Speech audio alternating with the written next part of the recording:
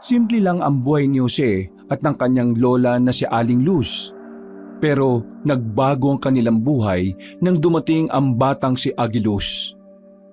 Isang araw na natagpuan nilang naghihingalo sa gitna ng kagubatan.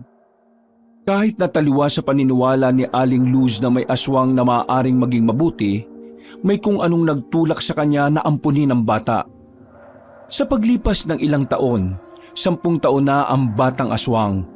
Dito pa lang nila malalaman kung ano ba talaga ang tunay na nangyari nang magbalik na ang alaala ng bata. Ang bata pa lang ito ay ang tagapagmana ng espada ng mga aswang. Ang espada na papaslang sa masamang aswang na si Carlos. Papatayin ng mga masasamang aswang ang bata para wala nang gagamit ng espada. Sa ganitong sitwasyon, malalagay ang buhay ng maglola sa alanganin. Ganon din ang buhay ng karamihan. Ano nga kaya ang mangyayari sa kanilang kapalaran sa oras na makadaupang palad na nila ang mga aswang? Matutulungan kaya sila ng batang si Agiluz? O magtatagumpay ang kasamaan ng aswang na si Carlos? Ang kapalaran ng ating mga bida ay malalaman natin sa pagpapatuloy ng ating kwento. Dito lang sa nag-iisang tambayan ng ating nag-iisang channel, ang mga kwento ni Kabanong.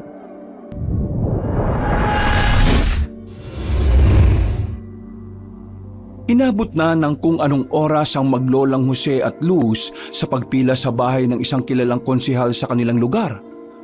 Maaga pa lang ay naroon na sila para sana makatanggap din ng pamaskong handog. Sa hirap kasi ng buhay, para sa kanila ay malaking tulong na ang 3 kilo ng bigas at ang ilang sardinas na kanilang matatanggap. Pero matatapos na lamang ang araw ay wala pa rin silang napapala. Mahaba pa rin ang pila pero mangilan-ngilan pa lang ang nabibigyan sa kanila. Nawawalan na rin ng pag-asa si Jose. Sa katunayan, kanina pa nito gustong makauwi. Pero naniniwala pa rin ang kanyang lola na makakatanggap sila ng pamasko. La, hayaan na natin to. Mukha tayong kawawa dito eh. Kung talagang gusto nilang magbigay, sila magbabahay-bahay eh. Hindi tayo dapat nagmamakaawa dito kasi buwis ng taong bayan naman ang ginagamit nila sa pamimigay ng pamasko. Kung hindi ka makatiis, ako na lang ang pipila rito.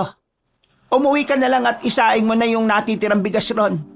Sayang ang matatanggap natin dito. Hindi natin ito mabibili sa kinita ko sa pag-aalbularya. Sige na, La. Uwi na muna ako. Ako na lang muna mag-aasikaso ng kakainin natin. Uutang na lang muna ako kina Pedro ng sardinas. Ayusin mo ang saing mo, ha? Baka mamaya lata na naman ang ibabaw tapos sunog ang ilalim. Sige na po, aalis na po ako. Naglakad na palayo ang binata. Napalingon pa siya sa haba ng pila. Napapailing na lamang ito dahil sa pagiging dismayado. Bata pa lamang siya, mulat na kasi siya sa ganoong sistema. Iritang-irita siya sa mga politiko na ginagawang kawawa ang mga tao para sa kakarampot na halaga. Busy tong mga to eh. Nung nangangampanya pa lang, ang babait. Nagagawa pang humarap sa mga tao.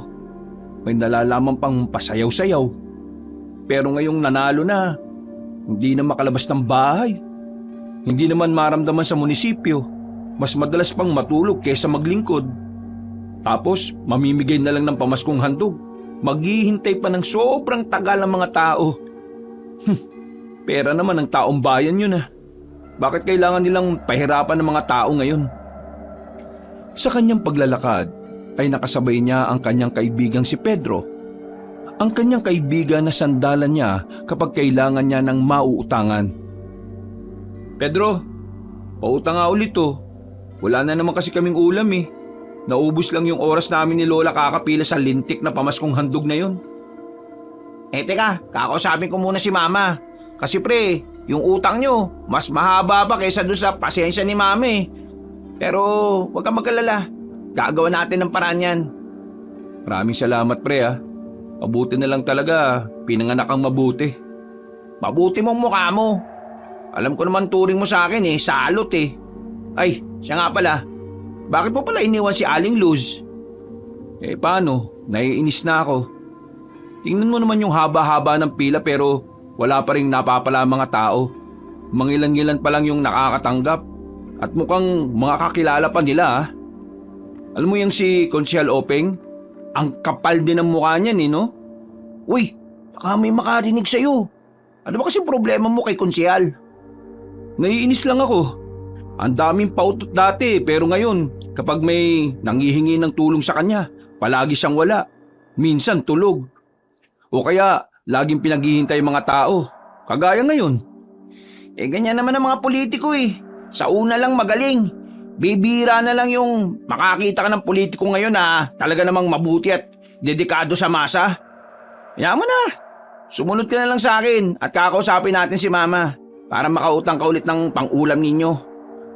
Tingin ko naman papayag yun eh. Kasi di ba si Aling Luz yung nanggagamot sa mama ko kapag may sakit? Naglakad na lang silang patungo sa bahay ng binata. Pagdating nila roon, ay saktong naroon ang nanay ni Pedro. Kinausap ito sandali ng binata at sandaling napatingin kay Jose. Nakatingin yun sa kanya ng masama. Pero mga ilang sandali lang ay lumabas na si Pedro na dala ang 4 na sardinas mula sa tindahan. Maraming salamat talaga pre ah. Kapag nakaluwag-luwag kami, babayaran ko lahat ng utang namin sa inyo. Naku, dapat lang pre. Si Mama, alam mo naman. Kung ako lang naman hindi naman kita sinisingil. Pero ang nanay ko, mukhang pera yun eh. Pasensya na ulit ah. At maraming salamat ulit dito. Naglakad na lamang ang binatang si Jose paalis. Kahit na papaano, magaan na ang pakiramdam ni Jose. May sasalba na naman kasi nilang maglola ang gabing yon. Napabuntong hininga na lamang ang lalaki. Sa isip-isip niya, kailangan na talaga niyang makapagtrabaho ulit. 2 linggo pa lang siyang walang trabaho, ramdam na niyang mas lalong humirap ang kanilang buhay. Pagdating niya sa kanilang bahay ay agad siyang nag-asikaso ng panghapunan nila. Makalipas lang ang ilang minuto, dumating na rin ang kanyang lola. Dismayado ang matanda, walang dala na kahit na ano. Umupo ang kanyang lola sa harapan ng pinto at saka bumuntong hininga. Agad namang napakamot ng ulo ang binatang si Jose. O di ba la? Napagod lang kayo sa wala? Sinasabi ko naman kasi sa inyo na huwag nyo nang suportahan yung tukmol na konsyal natin na yun Niluklok nyo pa kasi sa pwesto tapos ayan, yan ang napala nyo. Manahimik ka nga. Wala namang magagawa yung mga sinasabi mo Alam mo la, kung anong problema sa inyong matatanda, hindi nyo kayang tanggapin ang opinyon ng mas nakababata sa inyo. Tingnan nyo nga nangyari Kayo matatanda ang nagpanalo sa mga ganyang klaseng politiko. Pero sino ang magdurusa dyan balang araw? Ang mga kabataan. Kayo matatanda naman kasi, ayusin nyo naman kasi yung pagpili ng politiko. Sinayawan lang kayo, binoto nyo na kagad. Gwapo lang, binoto na kagad. Isipin nyo naman na ang maapektuhan pagdating ng araw yung mga mas batang henerasyon. Huminga na lamang ng malalim ang matandang si Luz. Hindi na ito nakapagsalita pa dahil alam din naman nitong may punto ang kanyang apo. Matalino naman kasi talaga si Jose pagdating sa usaping panlipunan. Madalas pa nga, ang binata ang nanenermon sa kanyang lola tungkol sa mga pananaw pagdating sa politika. La, pasensya na baka mamaya sumama na naman ang loob niyo sa akin. Tama naman ang sinabi mo Kasalanan ng matatanda kung bakit may mga politikong gaya ni Konsyal Openg. Basta, hindi na ako boboto ng ganun sa susunod. Mas pag-iigihan ko na ang pagpili. Yan ang gusto ko sa inyo, Le. Nakikinig ka sa apo mong pogi. Sus, pinagsasasabi mong pogi. Wala ka pang may pakilala sa akin na babae? Natawa na lamang silang maglola noong mga sandaling yon. Maya-maya ay sabay na rin silang kumain. Matapos yon, si Jose na rin ang nagkusang linisin ang kanilang kusina sa labas. At isinabay na rin niya ang bakuran nilang ilang araw ng walang walis-walis. Dakong 10:00 ng gabi, muli siyang lumabas ng bahay. Pupuntahan niya sana si Pedro sa tindahan para sana makitambay. Pero nang mapadaan siya sa isang daan na medyo madilim na, napansin niya ang isang truck na nakatigil doon. Yun ang unang pagkakataon na meron siyang nakitang truck sa madilim na daan na yon. Karaniwan kasing sa kabila dumadaan ng mga sasakyan at ang daan na yon ay para lang talaga lakaran ng mga tao. Nung una, nag-alangan siyang lumapit. Umandar kasi ang makina ng sasakyan kaya inisip niya na merong tao roon. Tamang hinala siya na baka bigla na lang siyang dukutin ng mga naroon at gawing giniling. Ganoon na ganoon kasi ang kumakalat na kwento dati sa lugar nila. May mga taong dinudukot at ang laman nito ang ginagawang giniling na siya namang binebenta sa black market. Ano na naman kayang meron dito sa truck na to? Ngayon ko lang to nakita. Naglakad siya sa gilid. Maraan siyang lumapit doon at napansin niyang walang katao-tao sa loob. Pero naramdaman niyang tila may laman ang container truck na yon. May gumagalaw sa loob. At laking pagtataka niya nang marinig ang tila mabangis na hayop na naroon. Gagi! Anong meron dito? Hindi ko rin alam eh. Munti ka nang mapasigaw si Jose nang marinig ang tinig na yon. Pero nakahinga siya ng maluwag nang mapagtanto na si Pedro lang pala ang nasa likod niya. Huy! Wisit ka! Munti ka na akong atakin sa puso dahil sa ginawa mong bisit ka eh. Ano ba ginagawa mo dito? Ikaw ang dapat kong tanongin yan. Bakit ka narito? Pre, 2 gabi ko nang napapansin yan dito. Kaya ngayon nandito ako ulit. 2 beses? Ibig sabihin, meron din yan kagabi? Oo, kagabi kasi napadaan lang naman ako dito para sana manghuli ng gagamba. Yung pamangkin ko kasi makulit eh. Gusto ng gagamba. Tapos ayan, nakita ko yan. Alam mo, medyo kabado ako sa laman ng truck na yan eh. Parang may laman na mabangis na hayop. Oo, narinig ko nga rin kanina eh. Pero, ayan pa rin ba yung truck na nakita mo kagabi? O iba na yan? Iba na yan. Tingin ko kada gabi, iba-ibang truck pumaparada dyan. Ano naman kayang laman yan? At sino naman kayang may-ari ng truck na yan? Gusto mo bang hintayin natin na bumalik yung mga nagmamaneho niyan? Meron? Anong meron? Malamang meron. Paano makakarating yan dyan kung walang nagmaneho? Ay, oo nga no. Eh, nasan nga? Wala naman eh. Ihintayin nga natin. Baka mamaya may ginagawa na pala silang illegal dito sa lugar natin eh. Eh di, susumbong natin. Tayo ngayon ang bida. Sira ulo. Mag-isip ka nga. Kung illegal nga yan, eh di malamang masasamang tao may pakanan yan. Kapag nagsumbong tayo, malalagay sa alanganin natin ang buhay natin. Ay, oo nga no. Nanahimik ang dalawa nang mapansin nilang may mga lalaking paparating. Naka-flashlight ang mga yon kaya dumapa na lamang sila sa kanilang pinagtataguan. May daladalang isa pang truck ang mga lalaki. Mas malaki kumpara sa truck na nakaparada lang sa gilid. Nang nasa harapan na nila ang mga yon, nakita nilang binuksan na ang truck na maliit. Tulong-tulong ang 7 lalaki na maibaba ang malaking kahon na yari sa isang kahoy.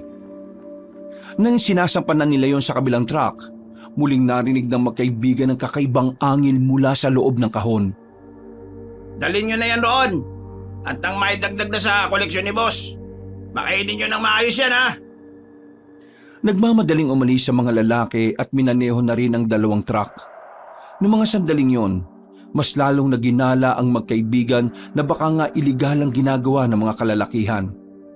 Tingnan mo, ano kayo nasa loob ng kahon na yon? Leon? Tigre? Hindi siya tigre pre. Hindi rin leon. Hindi mo ba napapakinggan ng maayos? Para siyang ibang nilalang eh. Yung angil niya parang angil ng taong nababaliw eh. Angil ng taong nababaliw? Paano ba yun? Pakita mo nga. Ay naku, bala nga sa buhay mo.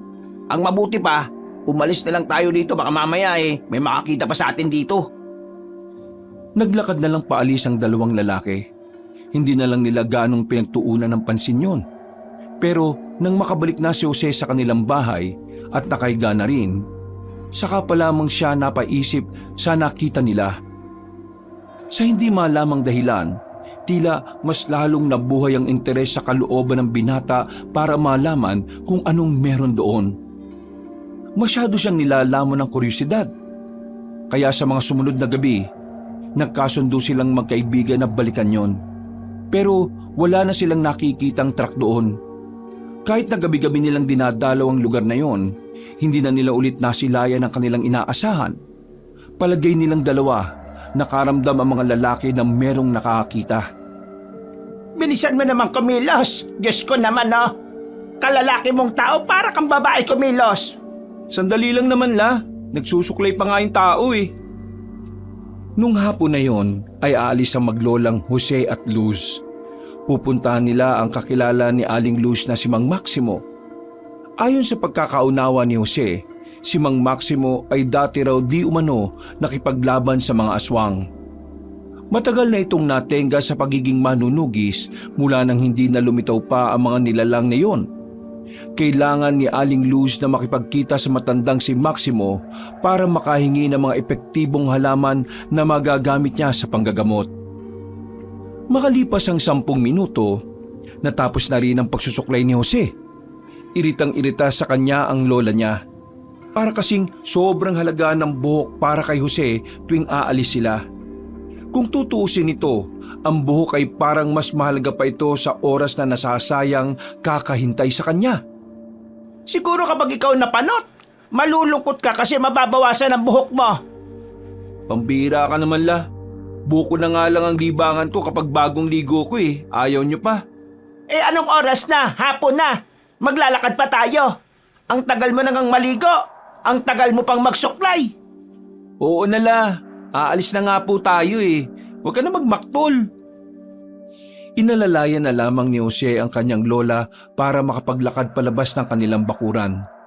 Hindi naman kalayuan ang kanilang lalakarin. Pero dahil may mga parting paakyat dahil medyo bulubundukin ang kinaroroonan ni Mang Maximo, batid ng binata na magbubuhat na naman siya ng matanda. Makalipas ang ilang sandali, paakyat na rin sila sa lugar ni Mang Maximo. Isang baryo din yun na kagaya ng sa kanila. Marami na ring tao at kabahayan. Naabot na rin doon ng supply ng kuryente at tubig. Kinilala na rin ang munisipyo bilang isang ganap na komunidad. Ay sa wakas, nakarating na rin tayo. Ay nako, nakakapagod. Wawa, napagod ka pa sa lagay na yan ha. Eh nakapasan ka lang naman sa likod ko. Ang ibig ko sabihin, kawawa ka naman kasi napagod ka. Ay nako, tayo na nga la. Puntaan na natin yung bahay nung Mang Maximo. Pakaabutin pa tayo ng gabi. Naglakad na ang dalawa at hindi nagtagal, nakarating na rin sila roon. Inabutan nilang nag-iinom ng lambanog ang matandang lalaki. Namumula na ang mukha nito. Sigurado ka ba la? Mukhang lasing na si Mang Maximo oh. Makakausap pa ba natin yan na matino? Hindi nalalasing ng alak si Maximo. Kilalang kilala ko ng lalaking yan. Hindi nalalasing? Paano mangyayari yun? Meron bang ganun tao? Halika. Nauna nang naglakad na matandang babae na si Aling Luz. Nang nasa bakuran na sila, napansin na sila ni Mang Maximo. Sandaling binitiwan ni Mang Maximo ang hawak-hawak nitong alak. Humarap ito sa kanila at napangiti na malapad. Las Biminda. Kahit na matanda ka na litaw pa rin ang kagandahan mo ha. He, manahimik ka. Kung ano-ano na naman yung pinagsasasabi mo porque nakainom ka. Hindi ako nagpunta rito para makipaglukan sa'yo ha. Nandito ako kasi nag-usap tayo nung nakaraan na ibibigay mo sa akin yung mga mabibisang halamang gamot. Di ko na ba nakakalimutan ng usapan natin nung nakaraan. Sadyang natutuwa lang ako sa ganda mo na walang kupas. Pero teka, sino tong kasama mo? Ay, siya nga pala. Siya si Jose, ang sinasabi ko sa yung apo ko. Jose, alam mo bang itong lola mo sobrang ganda nung araw. Isa ako sa mga nanligaw dyan kaso binasted ako nito Sinagot niya yung lolo mo. Siyempre, mapagparaya naman ako kaya hinayaan ko na lang. Hoy, ano ba? Pag-uusapan pa ba natin yung nakaraan? O pag-uusapan natin yung ipinunta ko rito? Ikaw naman, Mainipin ka talagang tao. O sige na, Jose. Iwanan mo na muna kami. Pumunta ka na muna ron sa gilid ng bahay namin. May makakausap ka dyan para hindi ka naman mainip kakahintay. Naglakad na lamang ang binata patungo sa direksyon na sinabi ng matandang lalaki. Pagliko niya sa gilid ng bahay, nakita niya ang isang dalagang maputi. Maganda at mahaba ang buhok. Maamo ang mukha nito. At ang mga mata ay parang nangungusap. Napatigil siya sa paglalakad nang magtama ang kanilang paningin. Hindi maunawaan ng binata kung ano ang kanyang nararamdaman. Hindi naman sinabi ni Lola na may magandang babae pala rito. May sinasabi ka ba? Ha? Hindi, wala. Ang sabi ko, kung pwede lang dito muna ako. Sabi kasi ni Mang Maximo, dito na raw muna ako eh. Ikaw ba yung apo ni Aling Luz Viminda? Oo, ako nga. Manahimik ka dyan. Ayoko na maingay kapag naglalaba ako. Sinunod ng binata ang sinasabi ng babae. Hindi siya nagsalita hanggang sa sunduin na siya ng kanyang lola. Dala na ng matandang babae ang mga halamang gamot na nakalagay na rin sa bayong. Napakamot na lamang sa ulo ang binata. Hindi man lang niya nakausap ng maayos at matagal ang babaeng si Melanie. Anong pangalan nung apo ni Mang Maximo? Melanie, bakit? Type mo ba? Bakit hindi mo naman kasi sinabi agad na may ganong klase ng apo pala siya? Sus, type mo lang si Melanie. Oo sa buong buhay ko ngayon lang ako nakakita ng maganda Sinasabi mo ba na puro pangit ang nasa baryo natin? Parang gano'n na nga po. Magtino ka. Matinong babae yon. Pero mabagsik si Melanie. Yun nga ang gusto ko babaeng mabagsik. Sira ulo. Ibang bagsik atang iniisip mo Si Melanie, mas magaling pa siyang manunugis kaysa sa lolo niya. Napanganga na lamang ang binatang si Jose sa sinabi ng kanyang lola. Ang unang pumasok sa utak niya, mala Amazona ang datingan ni Melanie. Ganun pa man, mas lalo siyang ginanahan. Ang gusto kasi niya sa mga babae ay yung mga babaeng matatapang at kayang tumayo sa sariling mga paa. Habang naglalakad sila ng kanyang lola sa gilid ng kalsada, meron silang nakitang batang lalaki na tumatakbo. Iika-ika ang batang lalaki. Nakalaunan, bigla na lamang bumagsak sa lapag. Nag-aalala ang matandang si Luz nang makita yon. Nagmamadali itong makalapit. Nakita nila ang batang lalaki na maraming sugat, maraming kalmot sa katawan, duguan at wala ng malay. Baka mamaya tayo pa mapagbintangan dyan Tumawag na lang tayo ng pulis. Hindi natin pwedeng iwan ang batang ito rito. Nakikita mo naman ang kalagayan niya Hindi ka ba naaawa? Tara, tulungan mo ako. Dadali natin sa ospital yan? Alam mo namang wala tayong pera. Dadali natin sa bahay. Ako ang gagamot dyan. Bilisan mo na. Ang dami mo pang sinasabi. Napilitan na lamang ang lalaking si Jose. Kahit naduguan ng batang nasa harapan niya ay binuhat na lamang niya yon. Mabilis silang naglakad. Halos tumatakbo na nga rin. Dumaan sila sa daan na wala ng gaanong tao. Doon ang daan kung saan nila nakita ni Pedro ang truck na nakaparada.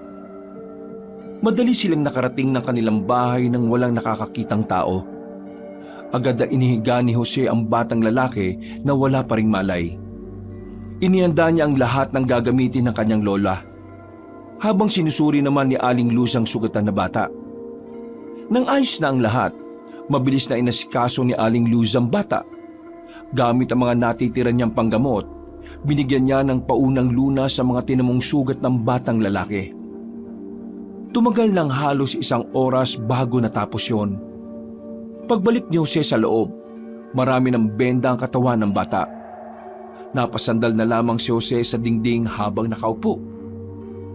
Ano na naman pumasok sa isip mo, Alam mo namang pwede tayong mapahamak sa kanya. Alam kong baka mamatay ang batang ito at baka tayong mapagbintangan. Pero nakita kong lumalaban siya. Kaya dapat ko siyang iligtas. Kapag naging albularyo kay maiintindihan mo rin ako. Pero hindi bale, maayos rin naman ang mga sugat na niya. Nalinis ko na rin. Tingin mo la, saan niya kaya nakuha yung mga sugat niyang yan? Ang dami, hindi normal. Inatake ba yan ng mabangis na hayop sa kagubatan? May kutob ako kung saan. Pero hindi pa ako sigurado kaya hindi ko na muna sasabihin sa iba. Bakit la? Ibang tao po ba ako? Kahit nasabihin ko sa iyo, hindi ka rin naman agad maniniwala. Ano nga po yun? Paano ko malalaman kung kapanipaniwala yan kung hindi mo naman sasabihin? Aswang. Aswang? Ano? Aswang? Seryoso? O di ba? Hindi ka makapaniwala. Kaya manahimik ka na muna dyan. Magpapahinga na muna ako dahil napagod ako sa panggagamot. Bantayan mo ang batang ito, ha? Hinayaan na lang ni Jose ang kanyang lola. Kitang-kita niya kasi ang pagod sa mukha ng matandang babae. Habang nasa harapan siya ng batang lalaki, hindi niya maiwasang hindi tingnan ang mga sugat nito. Napapaisip din kasi siya talaga kung papaanong kinaya pa ng bata ang ganong karaming sugat. Lalo pat sinasabi ng kanyang lola na aswang ang may gawa nito sa bata. Naniniwala naman si Jose sa aswang. Kinalakihan na niya kasi ang mga kwento ng kanyang lola na noon marami talagang aswang sa kanilang lugar. Kaya nga lang, dahil nga wala pa ring nagpapakitang aswang, hindi niya yun pinagkainteresan pa. Para sa kanya, isa na lamang lumang kwento o pangit na kasaysayan ang mga tungkol sa nilalang na yon. Pero ngayon, labis siyang napapaisip. Kapag tinitingnan niya ang haba at laki ng sugat ng bata, naiisip niya na baka nga nagbabalik na ang mga aswang. Sa kakabantay sa batang lalaki, nakaidlip na rin si Jose sa gilid. Nagising na lamang siya nang maramdaman niyang may kumikilos sa labas ng bahay nila. Pagtingin niya sa kinahihigaan ng bata, wala na yun doon. Napabangon siya kaagad. Pagtingin niya sa labas, nakita niya si Aling Luz at ang batang lalaki na naroon. Kumakain ng bata habang pinapanood lang ito ng kanyang lola. Napahawak na lamang sa dibdib si Jose. Kinabahan siya dahil ang akala niya ay nawawala yun. Hindi niya rin alam kung bakit ganun na lamang ang kanyang pag-aalala. Mag-uumaga na. Mabuti naman at gising ka na. Tulungan mo ako magsibak. Marami tayong ilalaga na halaman. Akala ko naman kung saan na napadpad ang batang yan. Nagising ako kanina. Nakita ko siyang gising na rin. Pinipilit makatayo. Nangihina dahil sa gutom. Kaya ayan, nilagaan ko ng karne. Buti na lang napadaan dito si Maximo. Binigyan ako ng baboy. Yung kalahati, pinakain ko rito. Yung kalahati, ulam natin mamaya. Hey bata, ano bang pangalan mo? Tumingin na muna sa kanya ang batang lalaki na parabang inaalam kung mabuting tao siya. Tumingin din ito sa kanyang lola at bigla na lamang nagkaroon ng pagkabahala sa muka. Huwag ka mag-alala, mabuting tao si Jose. Mukha lang hindi. Wow, grabe ka la. Agilus po ang pangalan ko. Agilus? Ang gandang pangalan ah. Taga saan ka ba? Hindi nakapagsalita ang bata. Parang nag-isip na ito ng malalim. Pero umiling-iling na lang ito sa kanya. Wala siyang naaalala maliban na lang sa pangalan niya. Nagkaroon siya ng amnesia? Oo, tama. Napalingon si Jose sa gilid nang marinig niya ang mahinahon at magandang boses ng dalaga. Hindi na niya naiwasang hindi mapangiti. Ang makita si Melanie bago sumikit ang araw ay magandang senyales para sa kanya. Pwedeng nawalan siya ng alaala dahil sa dami ng sugat na natamo niya. Bukod pa ron, bugbog din ang katawan niya at ang kanyang ulo ay nadali rin. Hindi natin alam kung gaano katagal bago siya may maalala. Makakasama natin si Melanie sa pagbabantay at pag-aalaga sa batang ito. Dito na rin muna siya titira. Po? 2 tao ang inampun natin? Kung itong si Melanie lang, ayos lang sa akin eh. Pero kasama pa itong batang to? La, Hirap na nga tayong makakain ng dalawa lang tayo eh. Isasama pa natin tong batang ito. Ano bang pangalan niyan? Agilus? Huwag ka mag-alala, dahil dito na rin muna ako titira. Kami na ni Lolo Maximo ang sasagot sa lahat ng gastusin. Ang mahalaga, mabantayan ng batang yan at masigurong ligtas siya sa poder natin. Teka, sandali lang. Bakit ba parang sobrang ingat na ingat kayo rito sa batang to? Bilyonaryo ba ang tatay nito? Hindi, pero maraming humahabol sa kanya dahil sa kakaiba niyang katauhan. Ha? Sa ngayon, magiging magulo pa sa iyo ang lahat. Kaya manahimik ka na lang muna at subukan mong intindihin ang sitwasyon. Bumuntong hininga na lamang ang lalaking si Jose. Iniisip na lamang niya na maganda na rin ang nangyari. Ang mahalaga, makakasama na niya sa iisang bahay ang magandang babae na si Melanie. Kinaumagahan, agad niyang kinuwento sa kanyang kaibigan ang mga nangyari. Kahit si Pedro ay hindi rin makapaniwala na sa wakas, meron na rin magandang babae sa kanilang baryo. Ayos! Jackpot ka, pre!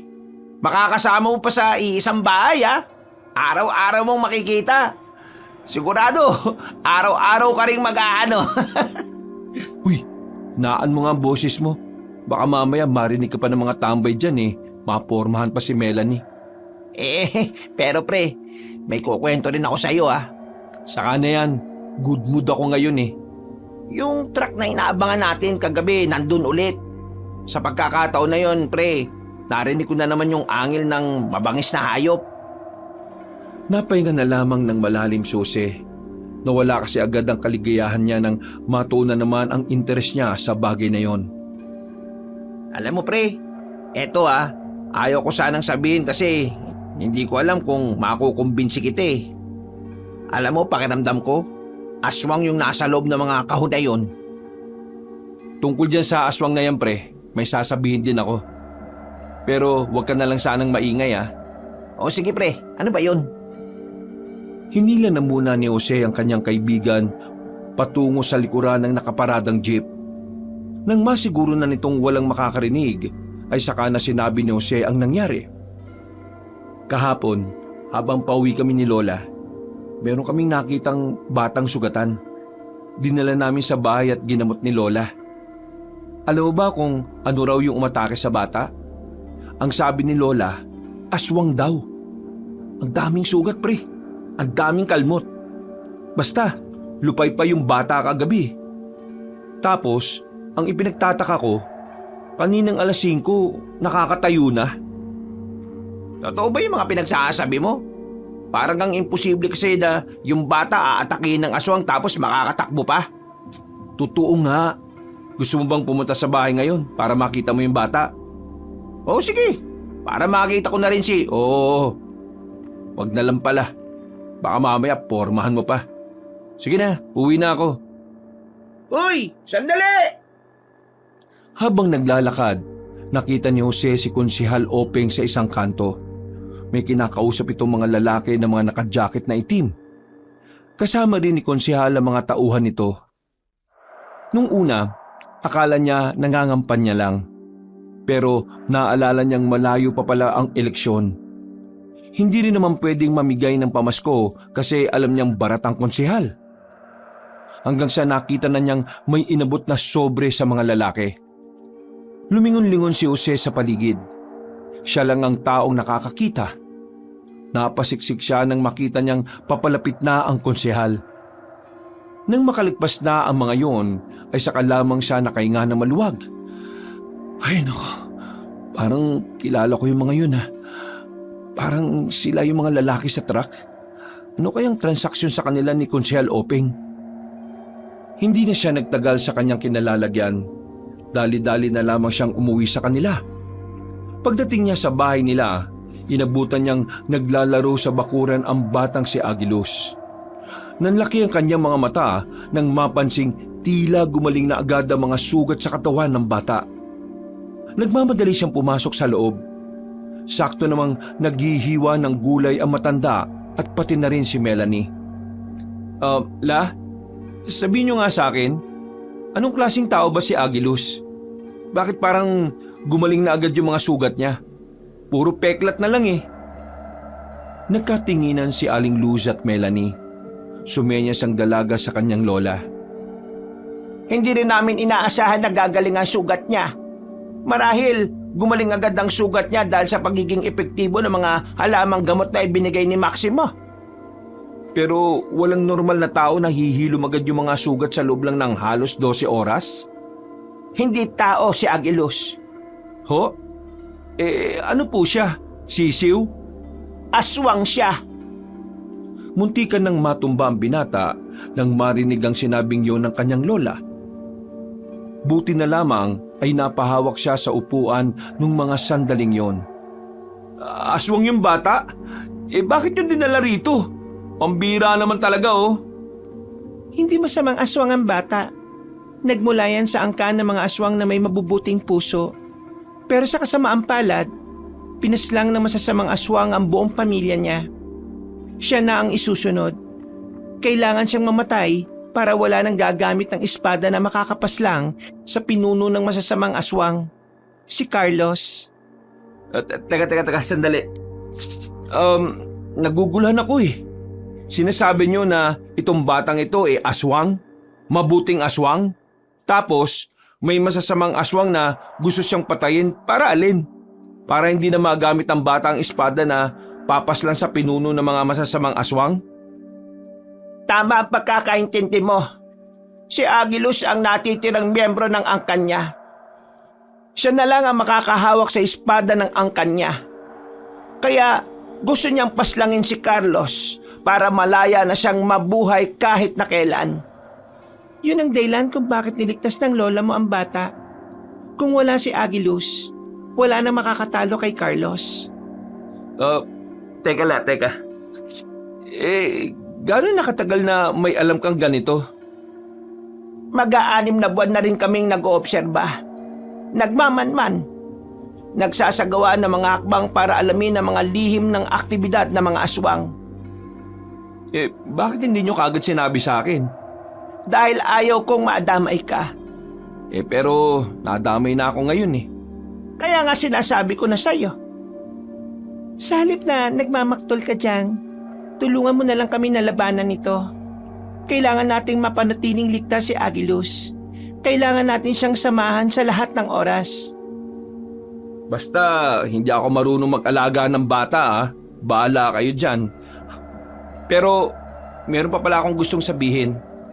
Total, napapanahon ng aswang ngayon, sasabihin ko na rin to. Nitong mga nakaraang gabi lang, may nakita kami ni Pedro na kahina-hinalang truck eh. Meron silang nilalabas na malaking kahon. Hindi namin sigurado kung ano ang laman nun. Basta, naririnig naming umaangil ng malakas. Parang may mabangis na hayop. Kanina lang, nakausap ko si Pedro. Ang sabi niya, hinala niya raw na baka aswang ang nasa loob ng malalaking kahon na yun eh. At ito pang nalaman ko. Yung mga lalaki nakita kong nagbababa ng malalaking kahon, nakita ko silang kausap ni Konsehal Openg.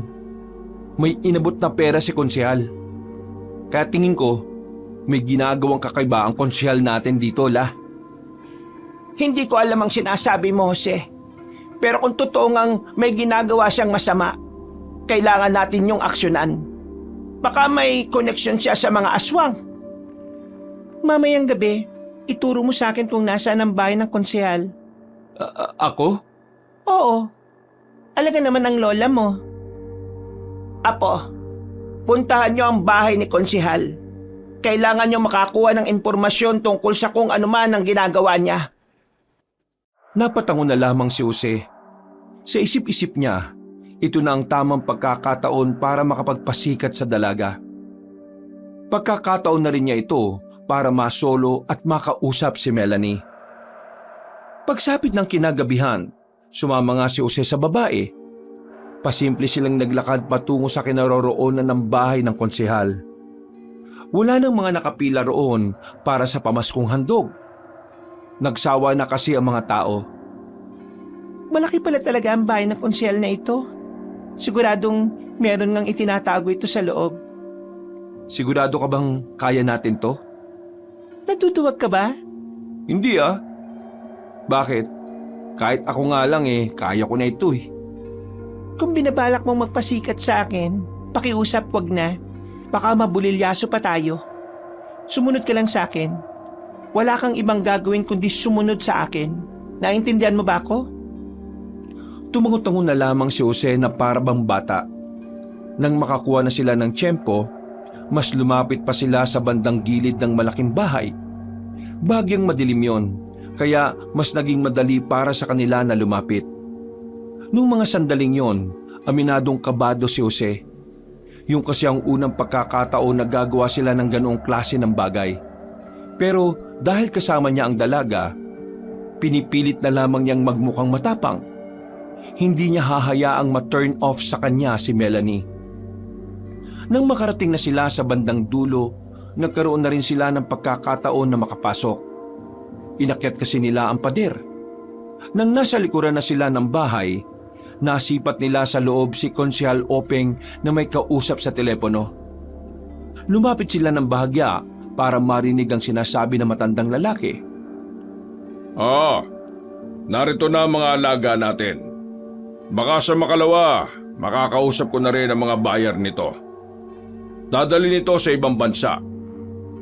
Solido ito pare. Dito lang sa Pilipinas nakakakuha ng ganito. Paano namin nahuli?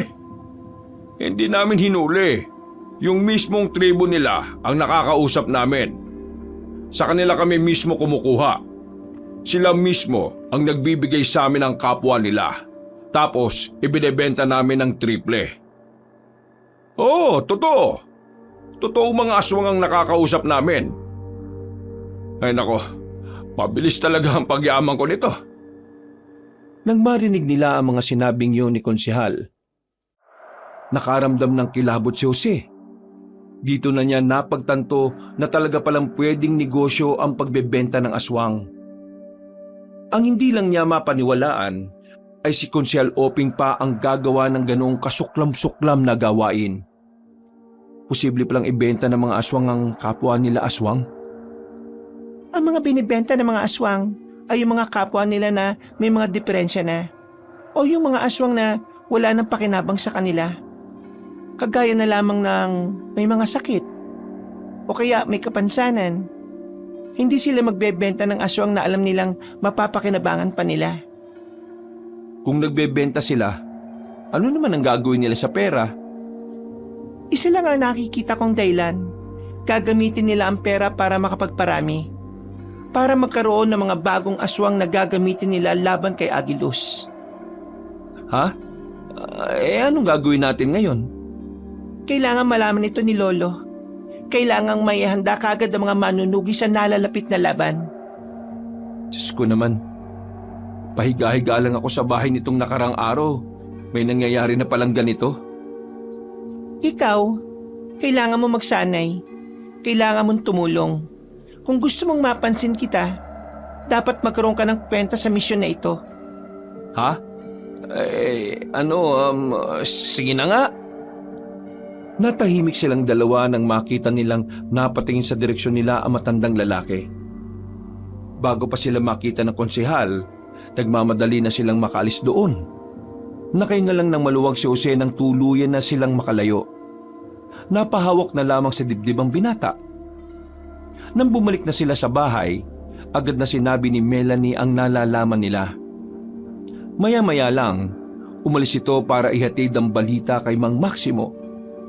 3 na lamang silang naiwan sa bahay kasama ang batang si Agilus. Gusto ko pong humingi ng tawad. Hanggang ngayon, hindi ko pa rin po alam kung saan ako nagmula eh. Pero ang pagkakaalam ko po, aswang po talaga ako. Hindi ka naman namin minamadaling makaalala. Pero kapag nakaalala ka na, ituturo mo sa amin kagad kung nasa ng espada na makakapas lang sa pinuno ng mga aswang. Tutulungan ka naming makuha yon. Kumusta na mga sugat mo? Magaling na po ang mga sugat ko. Ganito po pala kapag aswang, mabilis gumaling ang sugat. Espesyal na aswang ka, iho. Kaya nagpapasalamat ako dahil napunta ka sa kabutihan. Pwede ko po ba kayong tawaging Lola? Hoy, Ako lang ang nag-iisang apo niya, no? Oo naman, pwedeng-pwede. Total, nakakamiss din naman na magkaroon ng apo na bata. Hindi yung matanda na pasaway. Kung kaya pasaway dyan la, bumoboto ka ng mga maling politiko eh. Pinapangako ko po na kapag bumalik na ang alaala ko, tutulungan ko po kayong talunin ng mga masasamang aswang. Huwag kang magmadali. Kailangan mo lang magpahinga. Sa ngayon, kami na muna ang bahala. Hinaplos na matandang babae ang buhok ng batang si Agilus.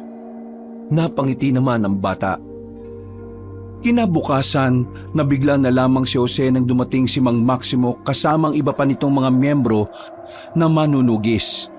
Ayon sa matandang lalaki, ang hapon na yon ang itinakdang araw para pigilan ang transaksyon ni Konsyal Openg dun sa mga aswang. Kahit na ayaw sumama ni Jose, napilitan na lamang siyang sumama dahil naroon si Melanie. Naglakad sila patungo sa bahay ng konsehal. Sinubukan pa silang pigilan ng mga tauhan nito pero walang nagawa ang mga yon nang maglabas ng mahahabang katana ang mga manunugis. Nasaan ang ama niya? Hindi pa man nakakasagot ang pinagtanungan nilang kasambahay, bumaba na sa hagdan na matandang lalaki na si Openg. Humarap ito sa kanila ng nakasimangot at salubong ang kilay. Anong ibig sabihin nito? Bakit kayo pumasok sa bahay ko nang hindi nagpapaalam? Alam niyo bang trespassing ang ginagawa niyo? Pwede ko kayong kasuhan. Hindi mo ba muna tatanungin kung ano ang pinunta namin dito? Ano nga ba ang pakay ninyo rito? At bakit niyo binubulabog ang bahay ko? Ang pakay namin dito ay walang iba, kundi ang mga alaga mong itinatago mo at ibinebenta mo sa ibang bansa. Ha? Anong pinagsasabi nitong tao na to? Teka nga. Sino ka ba? Hindi mo ba ako kilala? Ako ang konsehal sa baryong ito. Wala akong pakialam kung sino ka pa. Itinutok ni Mang Maximo ang mahabang katana sa liig ng matandang si Openg. Nang dahil dito, nakaramdam na rin ng takot ng konsehal. Melanie, hindi naman niya agad papatayin yan, di ba? Hindi nagsalita si Melanie. Sinenyasan lang siya nito na manahimik sa gilid. Ano bang problema?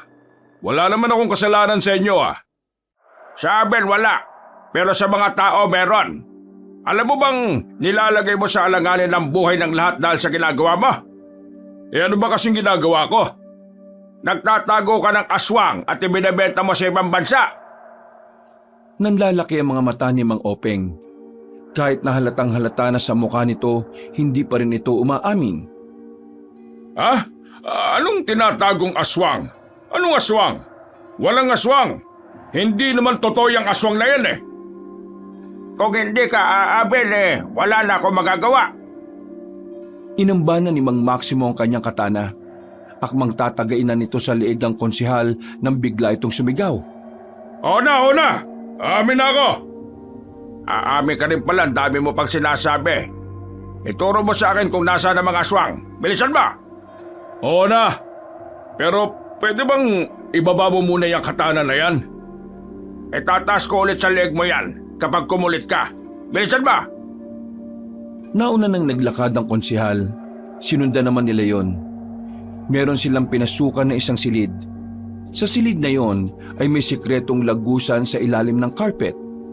Bumaba sila roon. Kasama pa rin si Jose, na sa mga sandaling yon aminadong nawiwindang sa mga kaganapan. Hindi niya inakala na sa wakas, makakaganti na rin siya sa mga araw na pinagmukha silang kawawa ni Konsyal Openg. Pagbaba nila roon, nakita nila ang malawak na underground. Naroon ang iba't ibang uri ng aswang na nakalagay na sa loob ng matibay na aquarium. Kahit si Jose, hindi rin makapaniwala sa kanyang mga nakita. Hindi niya inakala na makakakita siya ng isang aswang na hindi gaya ni Agilus. Ito na ba lahat yan? Oo, ito na lahat. Wala na akong tinatagong iba. Ito na talaga. Pwede bang magtira kahit dalawa? Business ko kasi. Manahimik ka! Konsyal ka pa naman pero napakawalang kwenta mong tao. Mas mahalaga pa sa'yo yung pera kaysa kaligtasan ng mga tao. Nakakaya ka! Lo, Simulan na natin ang pagpatay sa mga aswang na yan. Sandali lang, oy! Huwag ka nang makulit kung ayaw mong isunod kita sa mga yan. Ang kapal din pala ng mukha mo, Konsyel, no? Ang barat mo na nga, may ginagawa ka pang katarantaduhan. At sino ka naman? Sino ako? Isa lang ako sa mga taong magiging masaya kapag wala ka ng posisyon. Sinimulan na ng mga manunugis na paslangin ng mga aswang sa pangunguna ni Melanie. Binuksan nila ang mga aquarium at nilagyan nila ng pausok. Makalipas lang ang halos 10 minuto, lahat ng aswang na naroon ay nagkandamatay na rin. Walang tinira kahit na isa. Sa isang iglap, naglahong parang bula ang mga pinaghirapang negosyo ng konsehal. Ngayon, ituro mo naman sa amin kung saan ka kumukuha ng mga aswang. Sasabihin mo sa amin kung sino ang nakakatransaksyon mo. Ha? Hindi ko alam eh. Sumagot ka ng maayos, konsehal. Para hindi na to tumagal pa. Hindi naman ako umaharap sa mga aswang. Yung mga tao ko. Tingin nyo isusugal ko ang buhay ko para humarap sa mga halimaw na yon? Hindi! Sino ba mga tauhan mo? Sinabi ni Mang Openg ang mga pangalan ng mga tauhan nito. Sinabi rin nito kung saan matatagpuan ang mga yon. Iniwan na nila ang konsyal sa bahay nito. Iyak lang yun ng iyak na parang bata. Naunang umalis sila Melanie at Mang Maximo. Hahanapin pa kasi nila ang mga tauhan na sinasabi ni Konsyal Openg. Si Jose naman, binalikan na lamang ang kanyang lola, na sa mga sandaling yon ay binabantayan ang batang si Agilus. Anong ginagawa niyo? Naabutan niyang nakaupo ang batang lalaki sa gitna ng 4 na kandilang itim. Nakapikit ang matandang babae, pero napadilat ito nang matapos na rin ang ginagawa sa bata. Niriritwalan ko siya. Sinusubukan kong kumonekta sa isipan niya. Pero sadyang hindi kaya ng ritual na alam ko na pasukin ang utak niya. Siya nga pala. Ano naman ang nangyari sa lakad niyo? Nabisto na namin yung mga alagang aswang ni Konsyal Openg. Pinagpapapatay na ni Melanie. Ngayon, umalis sila para hanapin yung mga tauhan ni Konsyal. Yun kasi ang nakakalam kung saan makikita yung mga aswang na katransaksyon ni Konsyal Openg. Kung gano'n talagang nagsisimula na talaga ang gulo. Gulo? Kapag nalaman ng mga aswang ang ginawa natin, siguradong magpaparamdam na rin sila. Hindi sila papayag na wala rin silang gagawin. Kaya naman, sa mga susunod na araw, gusto kong doon ka na muna kina Pedro. Maging palamunin ka muna roon. Ayaw kitang madamay sa gulo. Mas gugustuhin ko pa na madamay kaysa maging palamunin.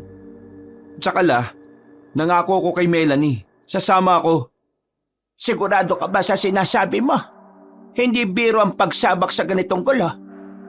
Sasama ako, Hindi ko hayaan na mag-isa ka lang sa ganitong laban. Huwag mo ako lokohin. Magpapasikat ka lang kay Melanie. Natawa na lamang ang matandang babae sa kanya. Mga ilang sandali pa, nakabalik na rin sila Melanie. Dismayado ang maglolo dahil natagpuan nilang bangkay na ang mga tauhan ng konsehal. Mga wala na raw ulo. Hinala nila, pinaslang na ang mga yon ng mga aswang para hindi makapagsalita. Nang umalis na rin si Mang Maximo, naganda na sila para sa kanilang pagtulog. Dakong 12:00 ng gabi, hindi pa rin dinadalaw ng antok ang binata. Nakatingin lang siya sa mga sapot ng gagamba sa ilaw nila. Pero mga ilang sandali lang, nakaramdam na rin siya na parang may mainit na dumadaloy sa kanyang tagiliran. Pagbangon niya, sa kanya lang napagtanto na ang katabi niyang si Agilus ay umihi sa higaan. Uy! Buwisit naman Buwisit! Aswang ba talaga to? Bakit umiihi sa higaan? Napabangon na matandang si Luz at si Melanie na kapwa gising na rin pala. Natatawa na lamang ang dalawa kahit na mukhang banas na si Jose. Mga ilang sandali lang, nabigla si Jose nang biglang tumayo si Melanie. Kinuha nito ang katana nitong nakasabit sa dingding. Sumenyas naman si Aling Luz sa dalaga. Anong nangyayari, May nararamdaman kaming aswang sa labas. Napatayo na rin si Jose kahit na basang-basa pa rin ang tagiliran niya ng ihi. Agad siyang sumunod sa labas at sumama kay Melanie. Naabutan niya ito, hindi pa nakakalayo mula sa kanilang bahay. Ano, nakita mo ba? Mukhang kailangan na nating umalis dito ngayong gabi. Bakit? May nagmamanman. Tingin ko, alam na nilang narito si Agilus. Papatayin nila ang bata. Eh di ba marami namang pangontra sa bahay? Hindi naman siguro sila makakapasok. Buti sana kung mga pangkaraniwang aswang lang ang darating. Paano kung kasama nila si Carlos na hindi naman tinatabla ng pangontra? Kaya ko siyang labanan, pero luging-lugi tayo sa dami nila. Kailangan na natin bumalik. Nagmamadaling bumalik ang dalawa sa bahay. Pinag-impake na agad nila si Aling Luz at agad namang ginising si Agilus para makapagpalit na ng suot. Si Jose naman ay nagpalit na rin ng kanyang damit. Pero dahil hindi naman siya nakapaghugas, nangangamoy mapanghi pa rin siya. Sa kailaliman ng gabi, lumabas sila ng kanilang bahay. Hawak-hawak ni Melanie ang kanyang katana. Habang inaalalayan naman ni Jose ang bata at ang kanyang lola. Habang naglalakad sila sa gilid ng kalsada, dito na nila naramdaman na parang may sumusunod na sa kanila. Kahit si Jose, naririnig na rin nila ang tila nagbubulong-bulungan. Mukhang malaking pagkakamali talagang lumabas tayo ng bahay. Mas mapapahamak tayo kung mananatili tayo ron. Isa pa, pwedeng maraming madamay na tao. Jose, ikaw nang bahala sa bata. Kami narito. Teka. Pati ikaw, Lola, lalaban? Tingin mo, magdadala ako ng ita kung tutunga nga lang ako? Dali mo na si Agilus kay Lolo. Bilisan mo, mauna na kayo. Hindi na nagsayang pa ng pagkakataon si Jose. Dali-dali na siyang tumakbo paalis. Nang lumiko na sila sa gilid, nakita nilang may 3 lalaki na nakaupo roon. Kahina-hinala para kay Jose ang 3, kaya hindi siya dumaan doon. Nang lagpasan nila yon, nakita niyang sumusunod na ang 3 sa kanila. Kuya, baba mo na ako. Lalabanan ko sila. Magtigil ka. Bubwit ka pa lang, no? Malalaking daga na yon. Aswang din ako, kuya. Lalabanan ko sila. Huwag ka na nga makulit. Maabutan nila tayo kapag di ko sila nilabanan eh. Ay sus, ang kulit mo naman. Aray! Kinagat ng batang si Agilus ang braso ng lalaki. Nang mabitiwan niya ang bata, nakita ni Jose na nilabanan nga ng bata ang 3 aswang. Mabilis ang ginawang pagkilos ng bata. Para bang hindi ito nanggaling sa malalang mga sugat. Kumuha siya ng bato sa gilid para tulungan niya ang bata. Nilapitan niya si Agilus at binato sa mukha ang isang lalaking aswang. Tinamaan naman niya yon, dahilan para mapaatras ito. Aalis na sana mga yon pero hindi yun pinatakas ni Agilus.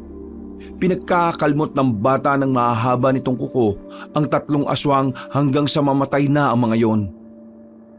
Ang bihira. Bata ka ba talaga? Bata lang po ako, pero ang batang aswang ay sobrang layo po sa mga normal na bata lang. Oo na. Tara na. Palis na sana sila ng mga sandaling yon, pero natanong nilang may mga aswang na namang paparating. Pero sa pagkakataong yon, hindi na nila mabilang kung gaano yun karami. Wala silang ibang magagawa ng mga oras na yon kundi ang umatras. Hindi pa sila nakakalayo, may isang tricycle ang tumigil sa kanilang harapan. Pre, sakay na! Uy, Pedro! Bilis! Anak ng teteng oh! Wala silang sinayang na pagkakataon. Madali silang sumakay roon. Pinaharurot naman ni Pedro ng mabilisang tricycle. At dahil doon, hindi na nga sila nahabol pa ng mga aswang. Makalipas lang ang ilang sandali, ipinarada na nila ang sasakyan sa gilid. Naglakad na sila patungo sa baryo nila ni Mang Maximo. Kaninong tricycle yung ginamit natin, pre? Sa kakilala ko. Inayos ko kasi kanina eh. Tinestin ko ngayon. Nakita ko kayong natakbo. Ay naku, pambihira ka. Hindi naman pala sa'yo yan eh. Pero maraming salamat rin, pre ha. Kung hindi ka dumating, baka kung napano na kami. Yan ba yung sinasabi mong bata na inampon ni Aling Luz? Oo, si Agilus. Alam ko na pre, nakita ko kanina. Ang alin? Naswang ang batang yan, pero huwag ka mag-alala. Hindi naman ako natatakot sa'yo bata. Nakita ko kung paano mo labanan yung mga kapwa mo aswang kanina eh. Hindi po ako masamang aswang, pero hinahanap po ko ng masasamang aswang eh. Si Kuya Carlos po, siya po yung masama. Ano? Sino naman si Carlos pre?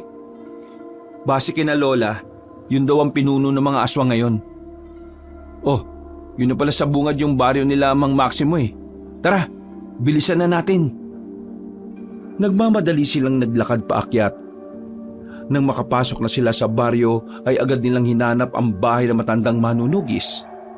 Pagdating nila roon, sakto namang nasa bakuran lang ang matandang lalaki habang lumalaklak na naman ng lambanog. Mang Maximo? Ah, Jose, bakit ka nandito? Bakit mo dinala yan dito? Patulog na kami kanina. Biglang sabi ni Melanie at Lola na may nagmamanman sa bahay. Naisipan niyang umalis na ron dahil baka dumating daw si Carlos at yung mga aswang. Pero habang tumatakas naman kami, nasundan na kami ng mga aswang. Kaya ayun, pinauna ako ni Melanie. Kasama niya si Lola. May pag-aalala sa tinig ng binata. Nag-aalala siya para sa kanyang lola. Matanda na ang lola niya. Alam niyang limitado na lamang ang kayang gawin nito. Pagdating sa pagkilos, alam niyang limitado na lamang ang kayang gawin nito pagdating sa pagkilos. Pero napansin ni Jose na parang kalmado lang naman si Mang Maximo. Para bang hindi man lang ito nag-aalala na nasa labanan ang kanyang apo na si Melanie. Hindi po ba kayo nag-aalala para sa kanya? Hindi. Alam ko naman kasing kayang-kaya niya mga yon. Iho, hindi mo kilala lola mo. Mahusay yon. Kahit matanda na yon, ay nako. Hindi ko alam kung maniniwala ako sa inyo pero sige, para hindi na rin ako gaano mag-alala. Ano pa bang ginagawa niyo dyan? Pumasok na kayo rito. Lumapit si Jose sa matandang lalaki. Pero agad na naamoy ni Mang Maximo ang panghi na umaalingasaw. Ay teka. Bakit mapanghi? Umamin nga kayo. Sinong mapanghi sa inyong tatlo? Kanina ko pa nga po naamoy yun eh. Pero hindi lang ako sigurado kung sino po sa kanilang dalawa. Umipo kasi ako kanina sa higaan eh. Pero nakapagpalit naman ako at nakapagpunas na. Baka po si Kuya Jose po ang mapanghi. Nagpalit lang po kasi siya ng suot eh. Oo na, ako na ang mapanghi. Visit na buhay to. Mang Maximo, pwede bang magbuhos muna sa inyo? Kahit ako, naiiritan na rin ako sa amoy ko eh. Ay sige. Pumunta ka lang sa gilid kung saan madalas maglabas si Melanie. Habang nagbabanlaw ka ng katawan, magluluto na muna ako ng pwede nating makain. Agad na nagtungo ang binata sa gilid ng bahay. Agad niyang hinubad ang mga suot niya. Wala na siyang suot na kahit na ano. Madilim naman doon, kaya ayos lang sa kanya. Nakapaghugas naman siya kaagad at nawala na rin ang mga mapanghing amoy. Pagbalik niya, nakahanda na ang mga pagkain. Tahimik lang silang kumakain noong mga oras na yon. Natulala na lamang si Jose. Hindi niya pa rin kasi maisip kung papaano naging ganon ang sitwasyon ng kanilang buhay. Parang noon lang kasi, ang iniisip lang nilang maglola ay kung papaano sila makakakain. Dakong 2:00, nakita nilang dumating si Aling Luz at Melanie. Wala namang nangyaring masama sa dalawa. Pero may mga sugat si Melanie na hindi naman ito iniinda. Mabuti naman at buhay pa kayo. Ano ba nangyari? Marami kaming napas lang sa kanila. Pero marami din naman sila, kaya tumakas na lang kami. Buti na lang at naligaw naman sila. Nakakapagod. Magpapahinga na muna ako. Lo, ayos ko lang ba? Huwag mo akong intindihin. Ayos lang naman ako. Lola, ito pong pagkain oh. kumain na po muna kayo para lumakas po kayo.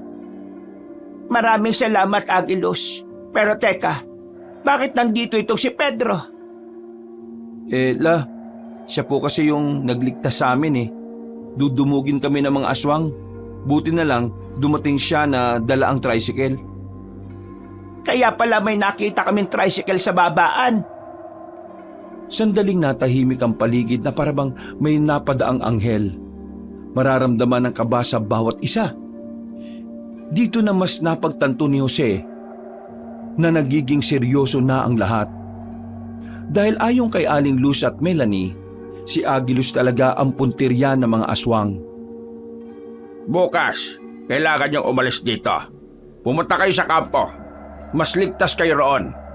Pero ikaw, Jose, at total, kasama mo na rin naman ang tropa mo. Sasamahan niyo ako rito. Po? Bakit po? Anong gagawin natin dito? Nakakasiguro ako na meron akong bisita bukas ng umaga. Kailangan ko ang tulong ninyong dalawa. Kailangan ko ng alalay. Sinasabi mo bang pupunta rito si Carlos? Kukunan ko ng dugo mamaya ang batang ito. Nang sa ganon maiwan ang amoy ng bata rito.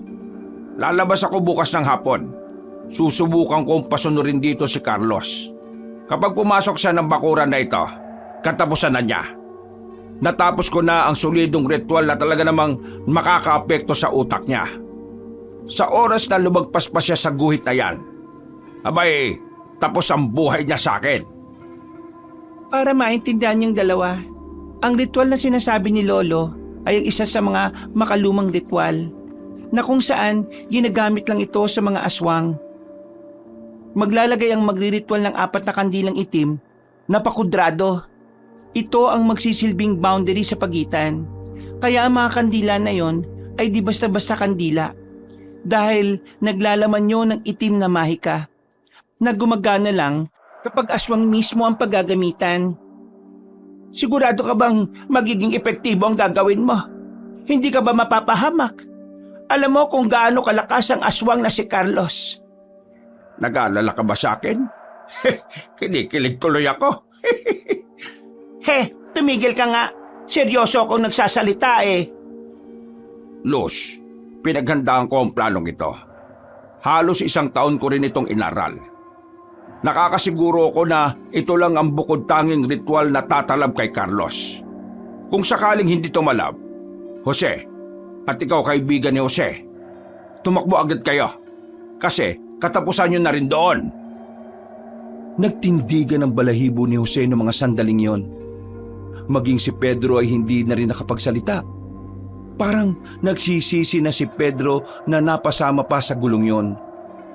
Sa pagkakaalala niya, sinusubukan lang naman niya ang makina ng tricycle na ginagawa niya. Pumasok na muna sila sa loob ng bahay. Habang ginagamot ni Aling Luz sa mga sugat ni Melanie, sinubukan naman ni Jose na makaidlip. Bagsak na kasi ang mga mata niya. Pero sa tuwing maaalala niya ang banta ng mga aswang, bigla siyang napapadilat. Nagiging tamang hinala na siya sa bawat kaluskos na maririnig niya. Pakiramdam niya, anumang oras ay bigla silang malalagay sa panganib. Sa kakaisip ng kung ano-ano, hindi na namalayan ni Jose na nakatulog na pala siya. Paggising niya ay tirik na ang araw sa labas. Siya na lang pala ang natitirang nakahilata roon. Nasa labas na ang lahat at nagsisimula ng mag-almusal. Mabuti naman at gising ka na. Kanina pa kita ginigising pre, ayaw mong bumangon. Kaya kumain na lang kami kahit wala ka. Masaya naman kami kahit kami lang. Sira ulo. Sige na, maupo ka na at kumain na tayo. Nasaan naman si Melanie? Nandyan lang yon, may binili. Balita ko, may gusto ka sa apo ko ha. Tuloy ka na ba? Uy, ano bang klaseng tanong yan? Malamang oo. Nagtawanan na lamang sila ng mga sandaling yon. Kahit na papaano ay masaya naman ang kanilang umagahan. Pagkatapos noon, isinagawa na ni Mang Maximo ang pagkuha ng kaunting dugo sa batang si Agilos. Mabilis na lumipas ang mga oras. Nag-aanda na rin sila Aling Luz para sa kanilang pag-alis. Hindi sila maaring abutin ng dilim sa daan dahil alam nilang mas magiging mahirap para sa kanila na makarating ng kampo.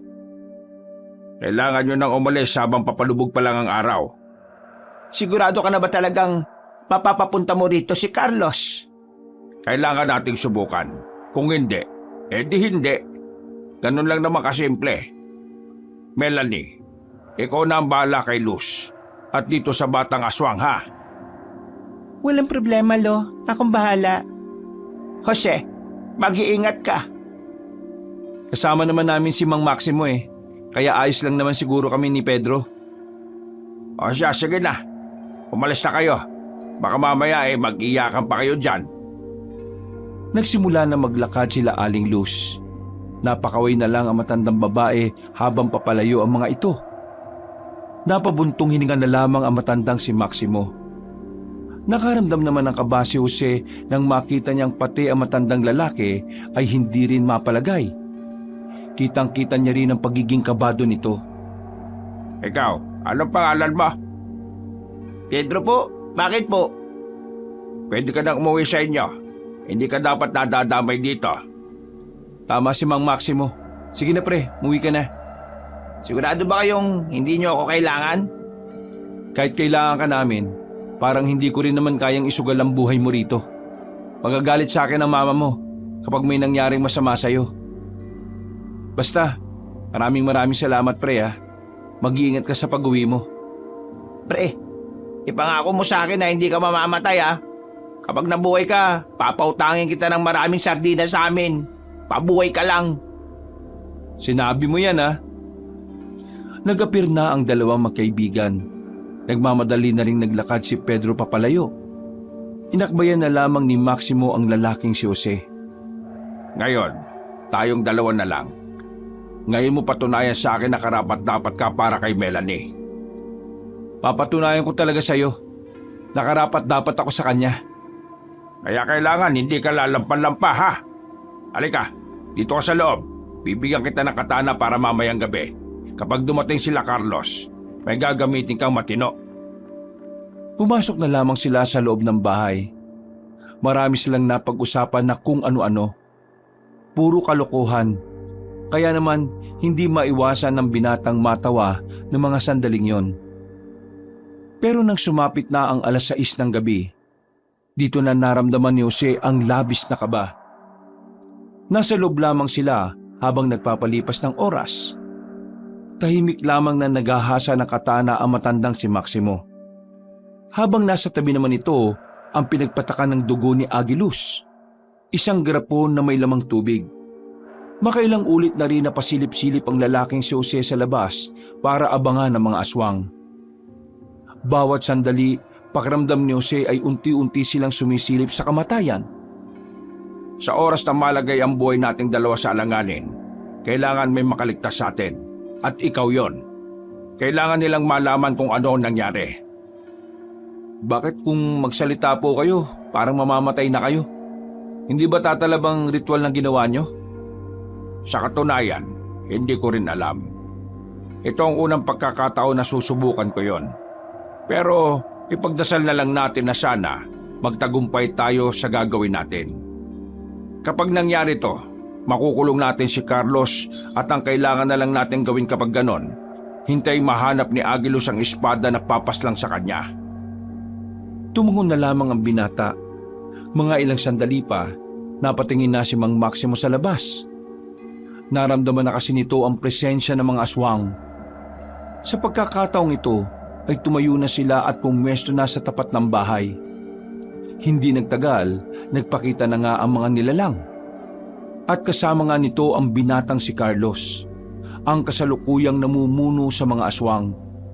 Ang aswang na may pakana ng pag-ubos ng angka ni Agiluz. Sinasabi ko na nga ba at darating ka sa gabing ito, Carlos. Huwag mong banggitin ang pangalan na para bang magkakilala tayo. Wala akong panahon makipagkaibigan sa mga kagaya mo. Alam ko naman na kaya ka lang naman nandito para kunin ang bata. Sandaling tumingin si Mang Maximo sa loob, habang si Jose naman mahigpit na rin ang hawak sa katana kahit medyo namamasan na rin ang kanyang palad dahil sa kaba. Ibigay niyo sa akin si Agilos. Wala kayong kinalaman dito. Away ito ng mga aswang. Hindi mo ako malilinlang, Carlos. Una pa lang, alam ko na kung bakit gusto mong paslangin ang bata. Kasi siya lang ang natitirang kalaban mo na pwedeng makagamit ng espada. Alam ko na taktika mo, iho. Hindi ko ibibigay sa iyo si Agilos. Kung gusto mo siyang makuha ngayon, kailangan mo muna akong kalabanin. Huwag mong inuubos ang pasensya ko, tanda. Wala akong panahon sa'yo. Ibigay mo bata. Tapos ang usapan. Wala siya rito. Pero alam ko kung nasaan. Huwag ka na magkaila. Naamoy ko na ang laman at dugo niya sa loob. Ibigay mo sa akin ang bata. Kung hindi, papaslangin ko ang kasama mong yan. Tinuro ni Carlos si Jose. Mas lalo namang kinilabutan ng binata. Pakiramdam niya, magiging pabigat lang siya kay Mang Maximo. Pero hindi siya nagpakita ng kahit na anong takot. Sinabayan na lamang niya ang pakikipag-asara ni Mang Maximo. Hindi mo kami madadaan sa sigaw. Kung may gusto kang kunin, dapat mong paghirapan. Ganun ang patakaran sa buhay ng mga tao. Kung wala kayong ganung patakaran, kawawa ka naman. Huwag kang magpanggap na matapang ka.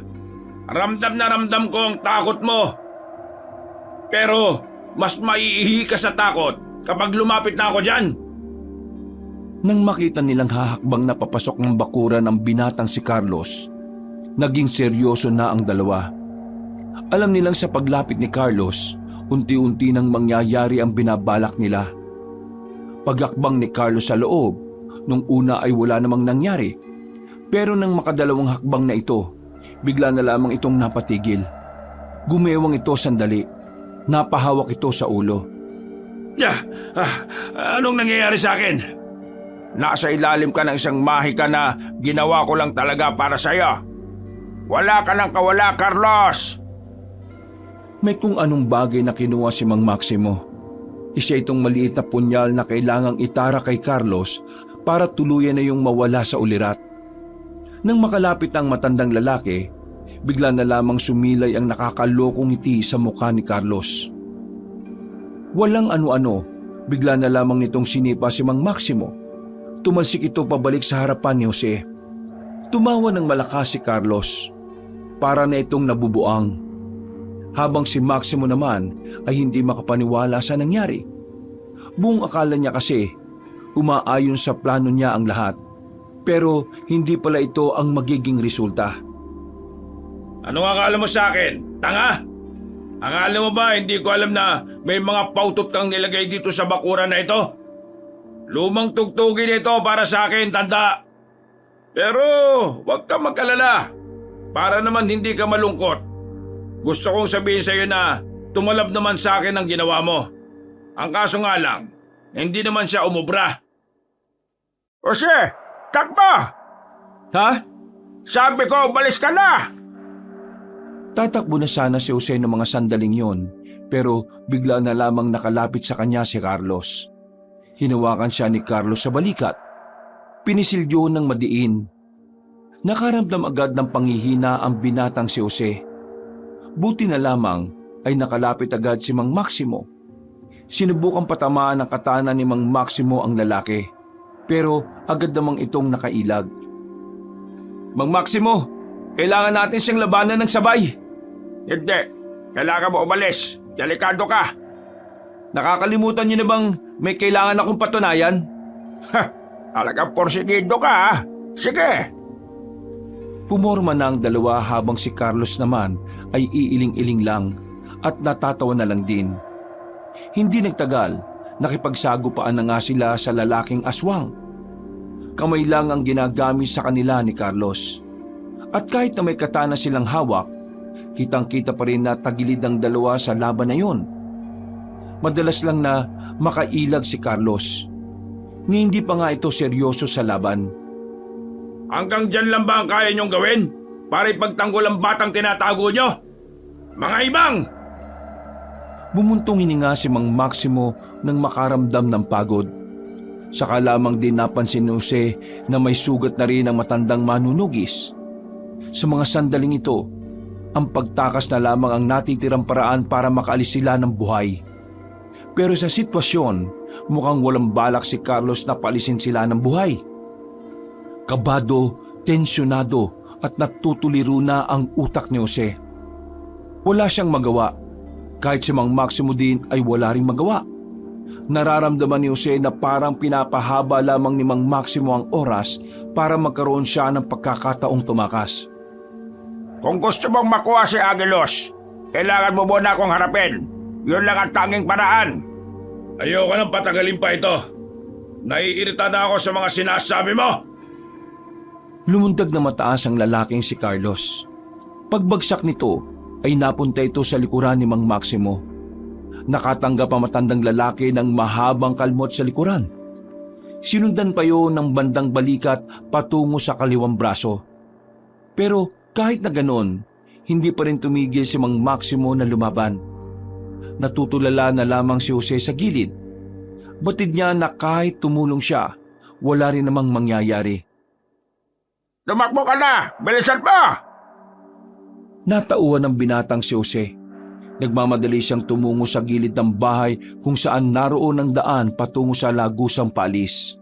Pero bigla na lamang siyang hinarang ni Carlos. Akmang kakalmutin na siya pero pumukol ng punyal si Mang Maximo. At tinamaan naman ang pinunong aswang sa bandang dibdib. Nakakuha ng pagkakataon si Jose na makapunta sa gilid. Habang si Carlos naman ay sandaling natigilan. Ikaw na ang bahalang mag-alaga sa apo ko. Sige na! Nakangiting wika ni Maximo. Naiyak na lamang si Jose ng mga sandaling yon. Alam niyang kapag nilisan na niya ang lugar na yon, yun na rin ang huling pagkakataon na makikita niya si Mang Maximo.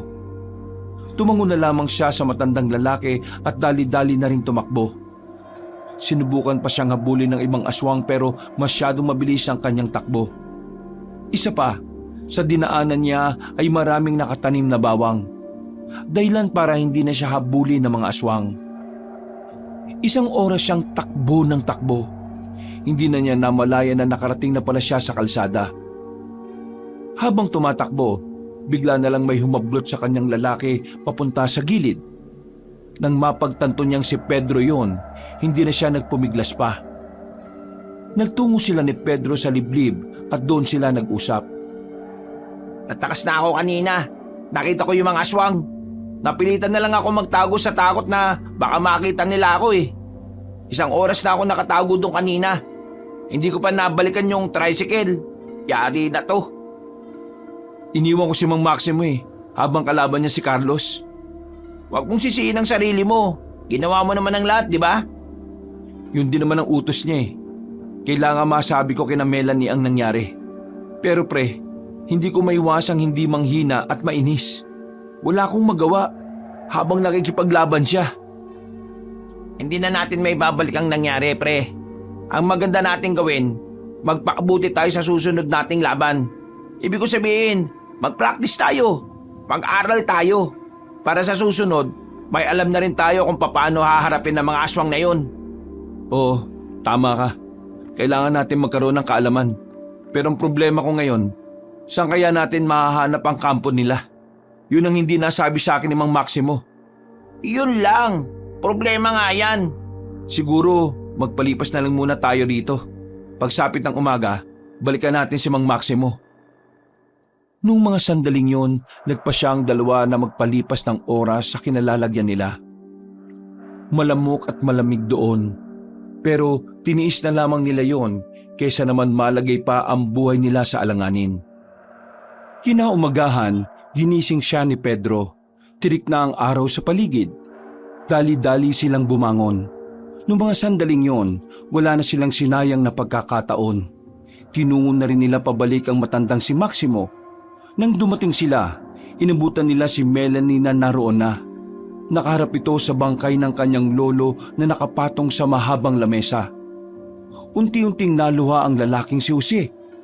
Hindi niya maiwasang hindi sisihin ang sarili dahil sa sinapit na matanda. Pakiramdam niya kasi, naging pabigat lang siya. Lumingon sa kanila si Melanie. Namumula mga mata nito sa kakaiyak. Pero halatang sinusubukan lang din itong maging matatag. Hindi mo kailangan sisihin ang sarili mo. Alam kong sinunod mo lang ang inuutos niya sa'yo. Namatay si Lolo para sa atin, kaya hindi dapat tayo malungkot. Lihim na humanga ang lalaking si Jose dahil sa pinapakitang katapangan ni Melanie. Hindi niya inakala na kakayanin itong maging kalmado kahit kitang-kita naman nila ang brutal na sinapit ni Mang Maximo. Maya-maya pa, binuhat na rin ni Jose ang katawan ni Mang Maximo at nagsimula na rin silang maglakad. Dinala nila yon sa kampo ng mga manunugis. Doon, dinasalan ng matanda at saka inilibing sa harap mismo ng kampo. Marami ang nalungkot sa pagkawala ng kanilang tinuturing na leader. At dahil wala na nga si Mang Maximo, sa puntong yon si Melanie na ang idiniklarang bagong pinuno ng samahan. Maganda tayo sa susunod na laban. Bigyan natin ng saysay ang pagkawala ni Lolo. Sumang-ayon naman sa babae ang mga kasamahan nila. Pagsapit ng kinagabihan, pinagpahinga na muna sila sa malalaking tent. Nakatulala lamang si Jose sa gilid. Nilapitan naman siya ni Aling Luz. Hindi ka pa kumakain, Apo? Wala po akong ganang kumain, La. Naiintindihan kita, Apo. Pero alam mo, sa mundo namin, ganito talaga ang nangyayari noong araw. May mawawala, may biglang mamamatay. Iiyak kami, pero kailangan naming makausad kaagad. Kasi alam namin, may mga umaasa sa amin. Sa akin, wala namang umaasa eh. Wala naman kasi akong magawa eh. Wala kang mapapala kung titingnan mo lang sa mababang paraan ng sarili mo. Kung gusto mong may magawa ka, magsikap ka. Tutal, nandito ka na rin naman. Di kailangan mong makisabay sa mga nag-iinsayo. Yun naman ang susi para may magawa ka. Kung talagang yun ang makakapagpagaan ng kalooban mo. La, gusto kong maging manunugis. Gusto kong patunayan sa sarili ko na kaya ko rin makapagligtas ng buhay. Kung noon, ayaw kitang masangkot dito. Pero ngayon, pinapayagan na kita. Gusto ko din naman kasing matutunan mong ipagtanggol ang sarili mo laban sa mga masasamang nilalang. Maraming salamat, La. Teka, nasan pala si Agilus? Nasa kabilang tent. Nilalagnat siya. Pinainom ko na kanina ng gamot pero mainit pa rin ang katawan niya. Pwede ko ba siyang makita? Puntaan mo sa kabila. Hintay na lang kita rito. Lumabas si Jose sa tent na yon at tinungo ang kinaroroonan ng bata. Gising si Agilus nang dumating siya roon. Oh, kumusta ka? Kuya Jose, sumasakit po ang ulo ko. Pinainom ka na ni Lola ng gamot. Mawawala rin yan maya-maya. Kailangan mo lang magpahinga. O kung gusto mo, kutusan kita para mawala ka agad. May mga naalala ko pero magulo eh. Teka, bumalik na bang alaala mo? Hindi pa po lahat. Pero may nakita po akong pangyayari. Inubos po nila ang buong pamilya ko. Si Kuya Carlos po. Traidor po siya. Pinaslang niya po ang buong pamilya ko. Hindi na nagsalita pa si Jose. Wala siyang masabi dahil hindi niya alam ang nararamdaman ng bata. Nakaramdam na lamang siya ng awa rito. Yung espada, kailangan ko mahanap. Yun lang pong natatanging paraan para matalo natin si Kuya Carlos. Kailangan kong maalala yun. Agilus, huwag mo na munang pilitin hanggat hindi mo pa kaya. Lalo ka lang makakasakit niyan. Hindi po. Kailangan pong magbayad ni Kuya Carlos sa ginawa niyang kasamaan. Masamang aswang po siya eh. Dumating na si Melanie noong mga sandaling yon at ito ang nagpakalma sa bata. Hinawakan ni Melanie ang noo ni Agilus. Pataas ng pataas ang lagnat nito. Nang makita nilang dumudugo na rin ang ilong nito, tinawag na rin nila si Aling Luz. Kasama na rin ang iba pang manggagamot sa samahan. Pinalabas na muna si Jose. Lumapit naman sa kanya si Pedro na may kinakain pang hita na manok. Pre, anong nangyayari? Si Agilus, may bumabalik ng alaala sa kanya. Pero hindi pa daw malinaw. Dumugo yung ilong niya ngayon eh. Pinipilit niya kasi sigurong alalahanin kung nasaan ang espada. Kawawa naman yung batang yun, no? Kahit na sabihin mong aswang siya, pero bata pa rin siya eh. Napaka-inosente. Siya ang nahihirapan. Mas nakakaawa kasi dahil naalala niyang pinaslang ng mga kapwa nila aswang ang buong pamilya niya. Sana talaga matapos na ang lahat ng ito, no? Sana wala nang buhay pang mawala. Sana nga manalo tayo. At sana matalo natin ang mga aswang. Bumuntong hininga na lamang si Jose. Bumalik na rin sila sa kanilang tolda. Maya-maya pa, narinig nilang nasa maayos ng kalagayan si Agilus. Nagpapahinga na lamang yon habang binabantayan ni Aling Luz.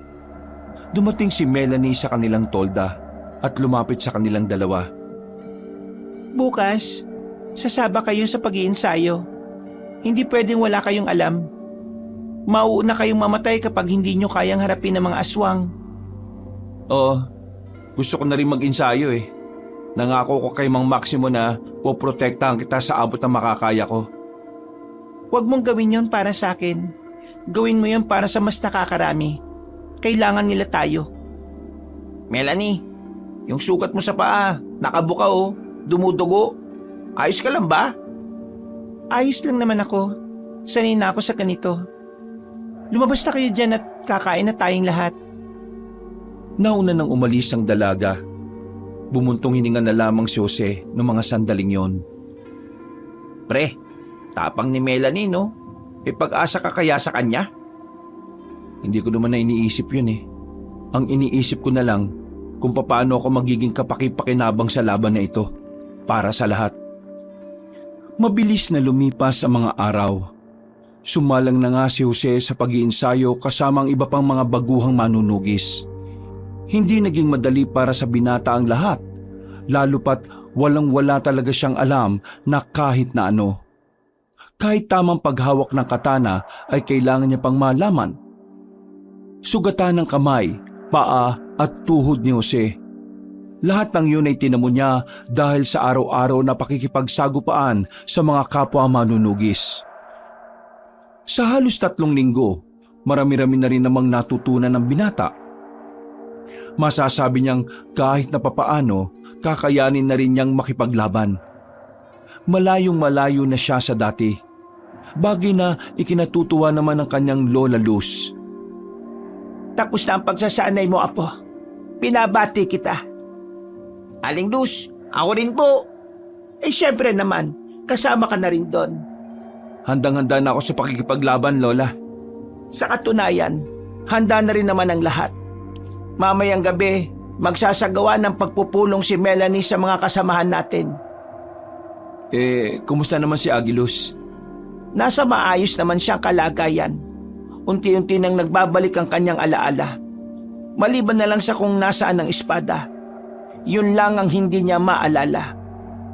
Nararamdaman kong nalalapit na ring mahanap ang espada na yon. Napangiti na lamang ng malapad ang binatang si Jose habang nakatingin sa kanyang lola. Makalipas ang ilang oras, sumapit na nga rin ang kinagabihan. Sinimulan na silang tipunin sa tapat ng kanilang kampo. Lahat ng mga veterano at maging mga baguhan ay nagsama-sama. Pinag-usapan ang mga bagay na dapat nilang paghandaan.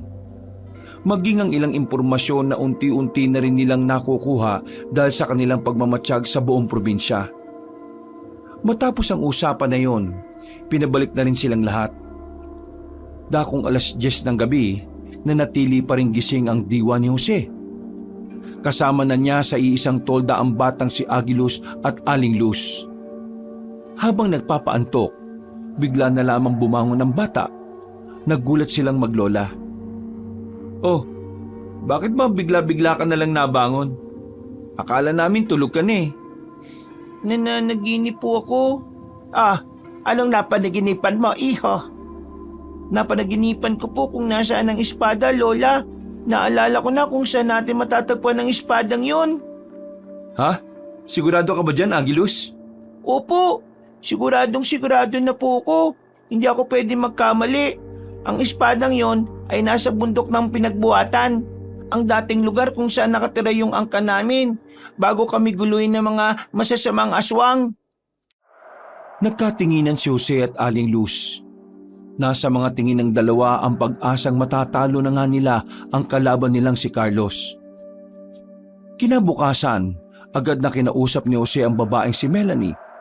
Nang malaman ng babae ang tungkol sa espada, agad nilang hinanda ang lahat ng miyembro para maglakbay. Malayo-layo na rin kasi ang bundok ng pinagbuhatan. Sa tansya nila, aabutin sila ng maghapon doon.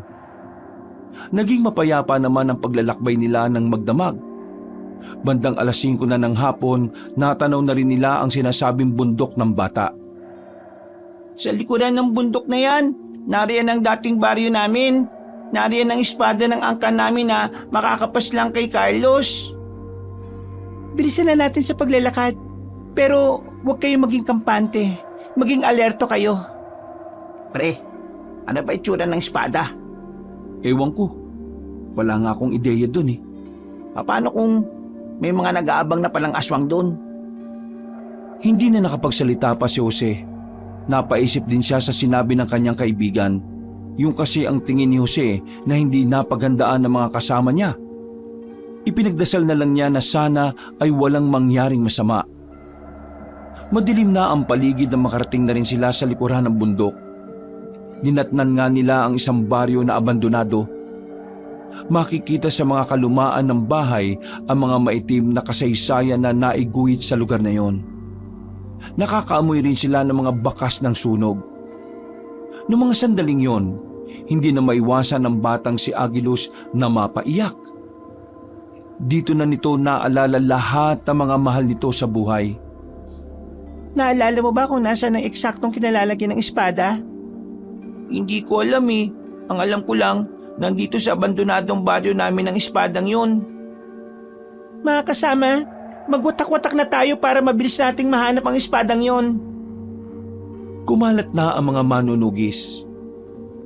Magkasama namang naganap si Jose at Pedro.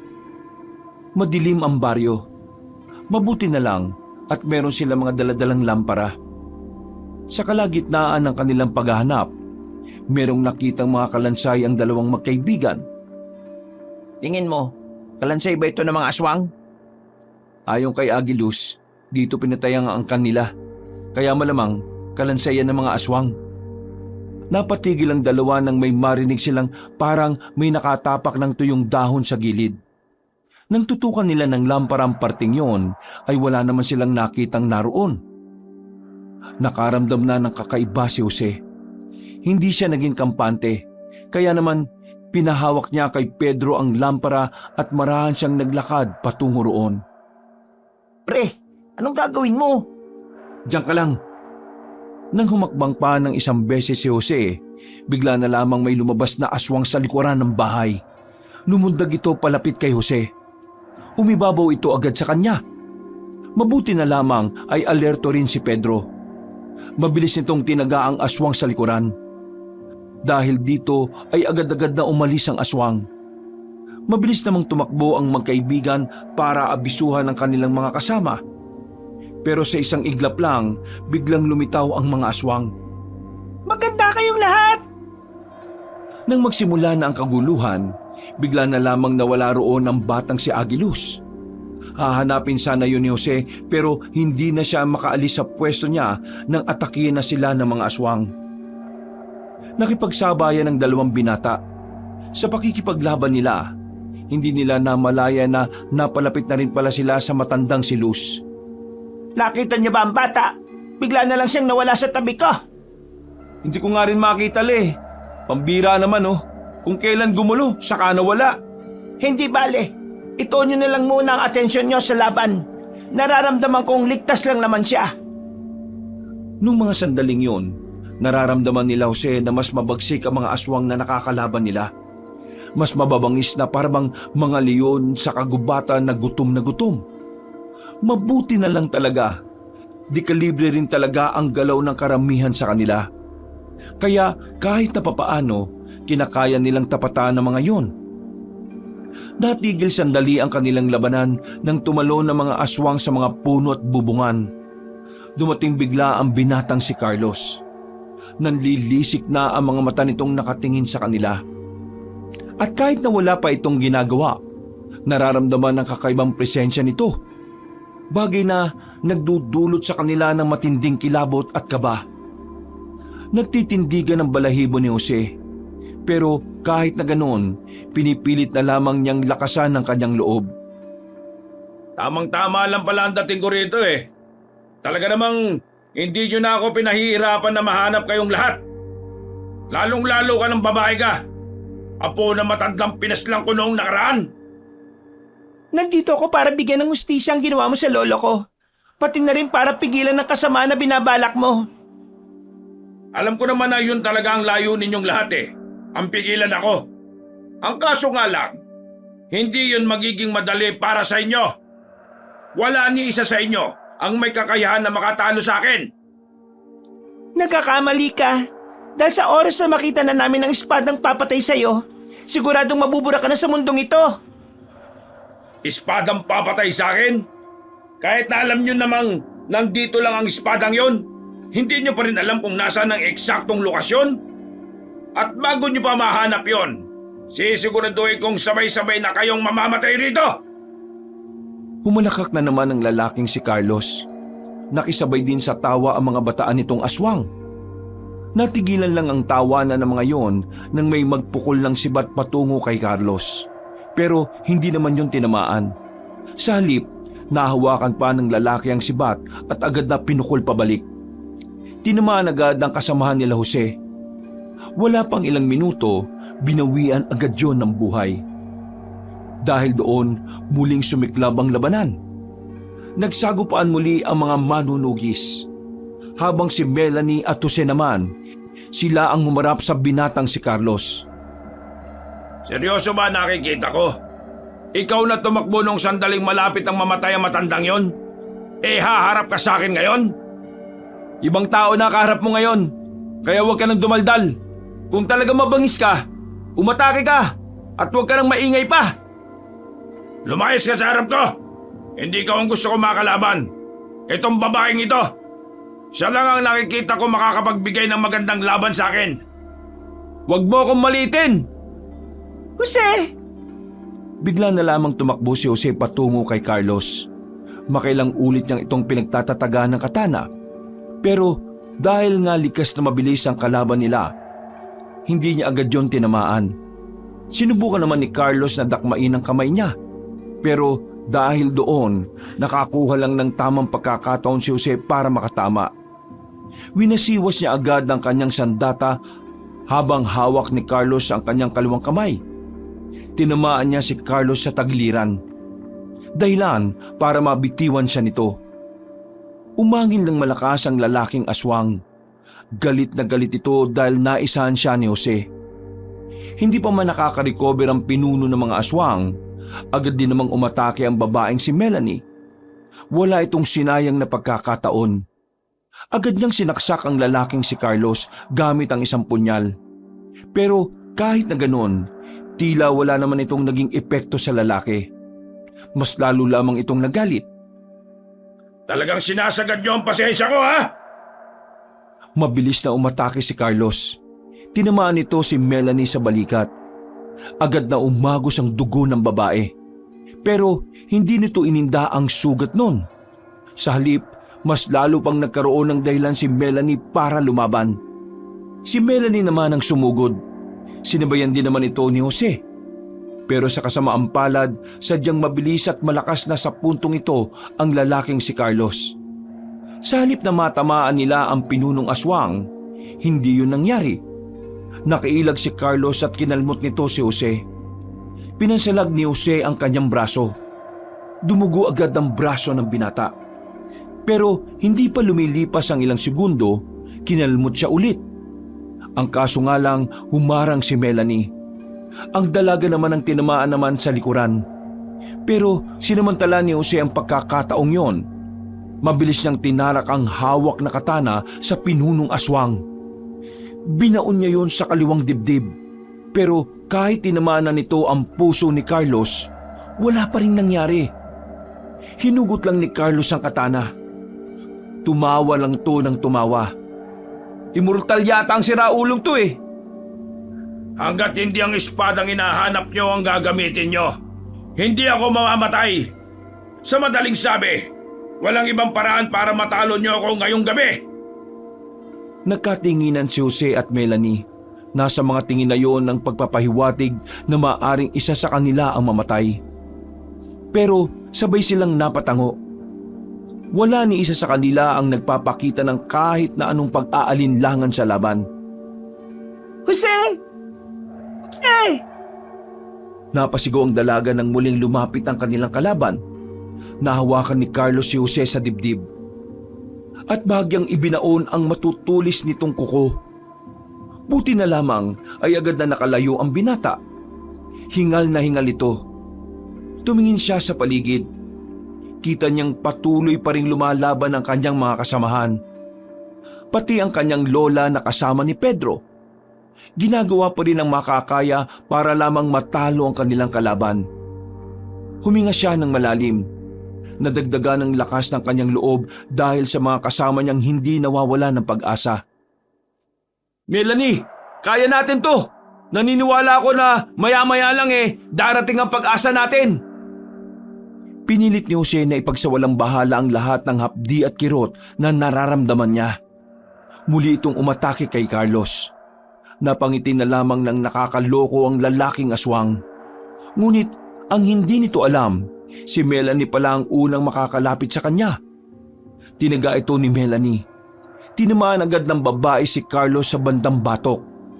Dahil dito ay bahagyang napatigil ang lalaking aswang. Pero tulad nung una, wala pa ring nangyari. Hindi man lang nasaktan si Carlos. Tinatawanan lang sila nito. Dinakman ni Carlos si Melanie at saka pinagkakakalmot sa kung sasaang parte ng katawan. Sinipa pa ito kaya tumama ang dalaga sa sementadong bahay. Si Jose na lamang ang nananatiling tong kalaban na nakatindig. Nang umatake ang binata, nakailag si Carlos. Sa halip, hinawakan nito ang hita ni Jose at saka ibinao ng mahaba at matutulis na kuko. Sigaw ng sigaw sa sakit ang binata. Hindi pa nakontento si Carlos. Kinagat pa nito sa binti si Jose. Pagkatapos, sinikmuraan ng malakas. Tatapusin na sana ni Carlos si Jose nang biglang nakabangon pa rin si Melanie. Buong pagsisikap itong lumapit. Pero bago niya pa mapatama ang hawak-hawak na katana, ay nahawakan na siya nito sa liig. Pinilit ni Jose na makagapang palapit kay Carlos. Kumapit siya sa paa ng lalaki. Tinarak niya ang hawak na katana sa paa nito. Dahil dito, nabitiwan ni Carlos si Melanie. Pero siya naman ang pinagbalingan at pinagsusuntok siya sa sikmura. Hanggang sa sumuka na siya ng dugo. Ang tigas ng ulo mo! Sinabi nang wala akong pakialam sa'yo Sayang lang ang oras ko na paslangin ka! Hindi ko hayaan na saktan mo si Melanie. Ako ang harapin mo! Bakit? Mahal mo bang isang ito? Ah, ganon Mas maganda! Sumilay ang nakakatakot ng ngiti ni Carlos. Dahil dito ay mas lalong kinabahan si Jose. Batin niyang mas lalo pang maghangad ng pinunong aswang na mapaslang si Melanie sa mga sandaling yon. Naglakad uli si Carlos patungo sa dalaga na sa mga sandaling ito nahihirapan ng makakilos. Pero pinipilit pa rin itong makakilos. Pasensya ka na, babae. Pero ang ayaw ko sa lahat ay yung may mga nagmamahalan sa harapan ko. Kaya ngayon, ikaw na munang uunahin ko. Humaba ang kuko ni Carlos. Nasa aktong gigilitan na nito sa liig ang dalaga nang biglang may nakita silang malakas na liwanag na nagmumula sa likuran ng mga puno. Napatigil ang lahat. Wala silang ideya kung ano yon. Maging ang pinunong aswang na si Carlos ay hindi rin alam kung ano ang nangyayari. Mga ilang sandali lang, nagulat ang mga aswang nang biglang lumundag patungo sa labanan ang batang si Agilus. Hawak-hawak na nito ang espada na hindi naman kalakihan. Hindi ito pwede! Nandito na ako para pigilan ang kasamaan mo, Kuya Carlos! Napangiti na lamang si Jose at Melanie. At sa mga sandaling yon, ay tila nagkaroon na ng maliwanag na pag-asa ang mga manunugis. Bagay na mas lalong nagbigay sa kanila ng lakas ng loob at mataas na moral. Muling nagpatuloy ang labanan at kitang-kita ang pagiging determinado ng mga manunugis. Ito ang naging dahilan para unti-unting maubos ang mga aswang. Samantala, hindi naman nagsayang ng oras ang batang si Agilus. Nagpalit na rin ito ng anyo bilang aswang. Agad na nakipaglaban ang bata kay Carlos. Malakas pa rin naman si Carlos pero dahil sa pagkabahala, wala itong ibang nagawa kundi ang ilaga ng bawat hagupit ng mahiwagang espada.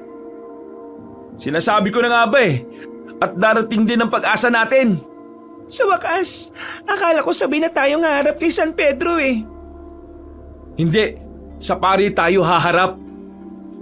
Nagsalubong na lamang ang kilay ni Melanie. Pero agad nilang itinuon ang kanilang atensyon sa laban ng bata at ng pinuno ng mga aswang. Mahahalata ang pagiging tensyonado sa itsura ng lalaking si Carlos, habang ang batang si Agilus naman ay sigilang sa paglusob. Walang yang batang to Buisit talaga!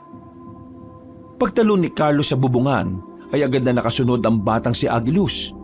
Sa hindi niya inaasahan, nakaamba na pala ang hawak nitong espada. Hindi na nakailag pa si Carlos. Tinamaan ito sa kamay. Naputol ang kaliwang kamay niya ng ganun na lamang kadali. At ang mas masaklap pa, ramdam na ramdam ni Carlos ang sakit at hapdi. Hindi na ito gaya ng mga galos na nagawa ni Jose at Melanie. Napadistansya ang lalaki. Hingal na hingal ito dulot ang pagkaputol ng kamay nito. Pero hindi pa nakontento ang bata. Lumusob pa ito ng lumusob. Walang ibang magawa si Carlos kundi umilag lang. Ginagalit mo talaga akong bata ka Pwes, ilalabas ko na ngayon ang tunay na lakas ko. Matitikman mo na to ngayon. Magpapalit pa sana ng anyo ang lalaki pero agad siyang nilapitan ni Agilus. Muli siya nitong tinaga. At sa pagkakataon naman ito, tinamaan si Carlos sa balikat. Laylay na ang kaliwang balikat niya. Mabagal na rin ang kilos nito. Medyo umikot na rin ang paningin pero pinipilit na lamang makatindig. Ngayon mo pagbabayaran ng ginawa mo sa pamilya ko, Kuya Carlos. Tatapusin na kita gamit itong mahiwagang espada ng aming angkan. Tingin mo papayag ako matalo ng isang bubwit na kagaya mo? Managinip ka ng gising! Hindi ikaw ang magdidesisyon kung kailan ka matatapos. Kahit pumayag ka o hindi, matatapos ka ngayon, Kuya Carlos! Umangil si Carlos pero mahina na ang angil nito. Parang nawala na rin ang angas sa katawan ng lalaki. Muling pumorma ang bata. Pumikit ito sandali. Habang si Carlos naman, pinaghahandaan ng muling pag-atake ng bata. Pagdilat ni Agilus, tumalon ito ng mataas. Nagawa pang makailag ni Carlos nang bumalik ito. Pero hindi siya tinatantanan ni Agilus hanggang sa... Tapos ka na ngayon, Kuya Carlos! Hindi na nakaiwas pa ang pinuno ng mga aswang. Nanlalaki ang mga mata nito nang maramdaman ng espada na nakatarak na sa katawan. Tumagos pa ito hanggang sa likod. Sumuka ng dugo si Carlos. Nang hugutin na ng bata ang espada, tuluyan ng bumagsak ang lalaki. Mabilis ang paghinga nito habang bumubuga ng dugo. Kung saan ka man mapunta, sana hindi ka na bumalik dito sa mundo, Kuya Carlos. Nanlilisik ang mga mata ni Carlos bago ito tuluyang malagutan ng hininga. Nang matalo ng bata ang pinuno, unti-unti na ring nagapi ang mga aswang. Nakamit na rin nila sa wakas ang tagumpay. Bumalik sila sa kampo. Ang mga sugutan nilang mga kasamahan ay agad na inasikaso ng mga manggagamot. Habang si Jose at Melanie naman ay agad ding binigyan ng paunang lunas. Makalipas lang ang ilang araw, nakarecover na silang lahat. Nakabalik na sila sa kanilang baryo. Nakahinga na rin ng maluwag dahil naagapan nilang madamay ang mga residente. Samantala, sa mismong araw ng kanilang pagbalik ay hinuli rin ng mga pulis si Konsehal Openg. Hindi dahil sa mga alaga nitong aswang, kundi dahil sa iba pa nitong kaso na naungkat. Kagaya na lamang ng pagiging sangkot sa bentahan ng illegal na droga, pagpatol sa mas batang babae at sa pagtatayo ng iligal na sugalan sa bayan.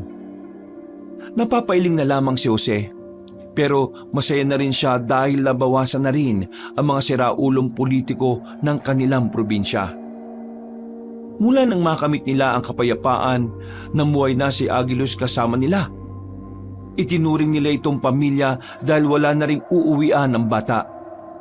Samantala, si Pedro naman, na isauli na rin ang tricycle na ginamit niya. Galit na galit sa kanya ang may-ari. Kaya hindi na lang din niya yun siningil. Si Jose at Melanie naman, patuloy lang ang magandang samahan nila.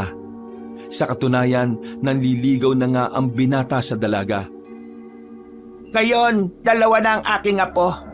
Mas masaya na ang pamilyang ito. Ako po ba, hindi kasali? May sarili ka namang lola eh. Nagtawanan na lamang sila nung hapon. Sama-sama silang kumain sa bakuran at pinagsaluhan ng masasayang sandaling yon. Wala na ang mga aswang. Wala na ang kaguluhan. Kaya naman, sabik na si Jose na tahakin ang bagong kabanata ng kanilang buhay. Kasama ang mga bagong miyembro ng kanilang pamilya. Wakas.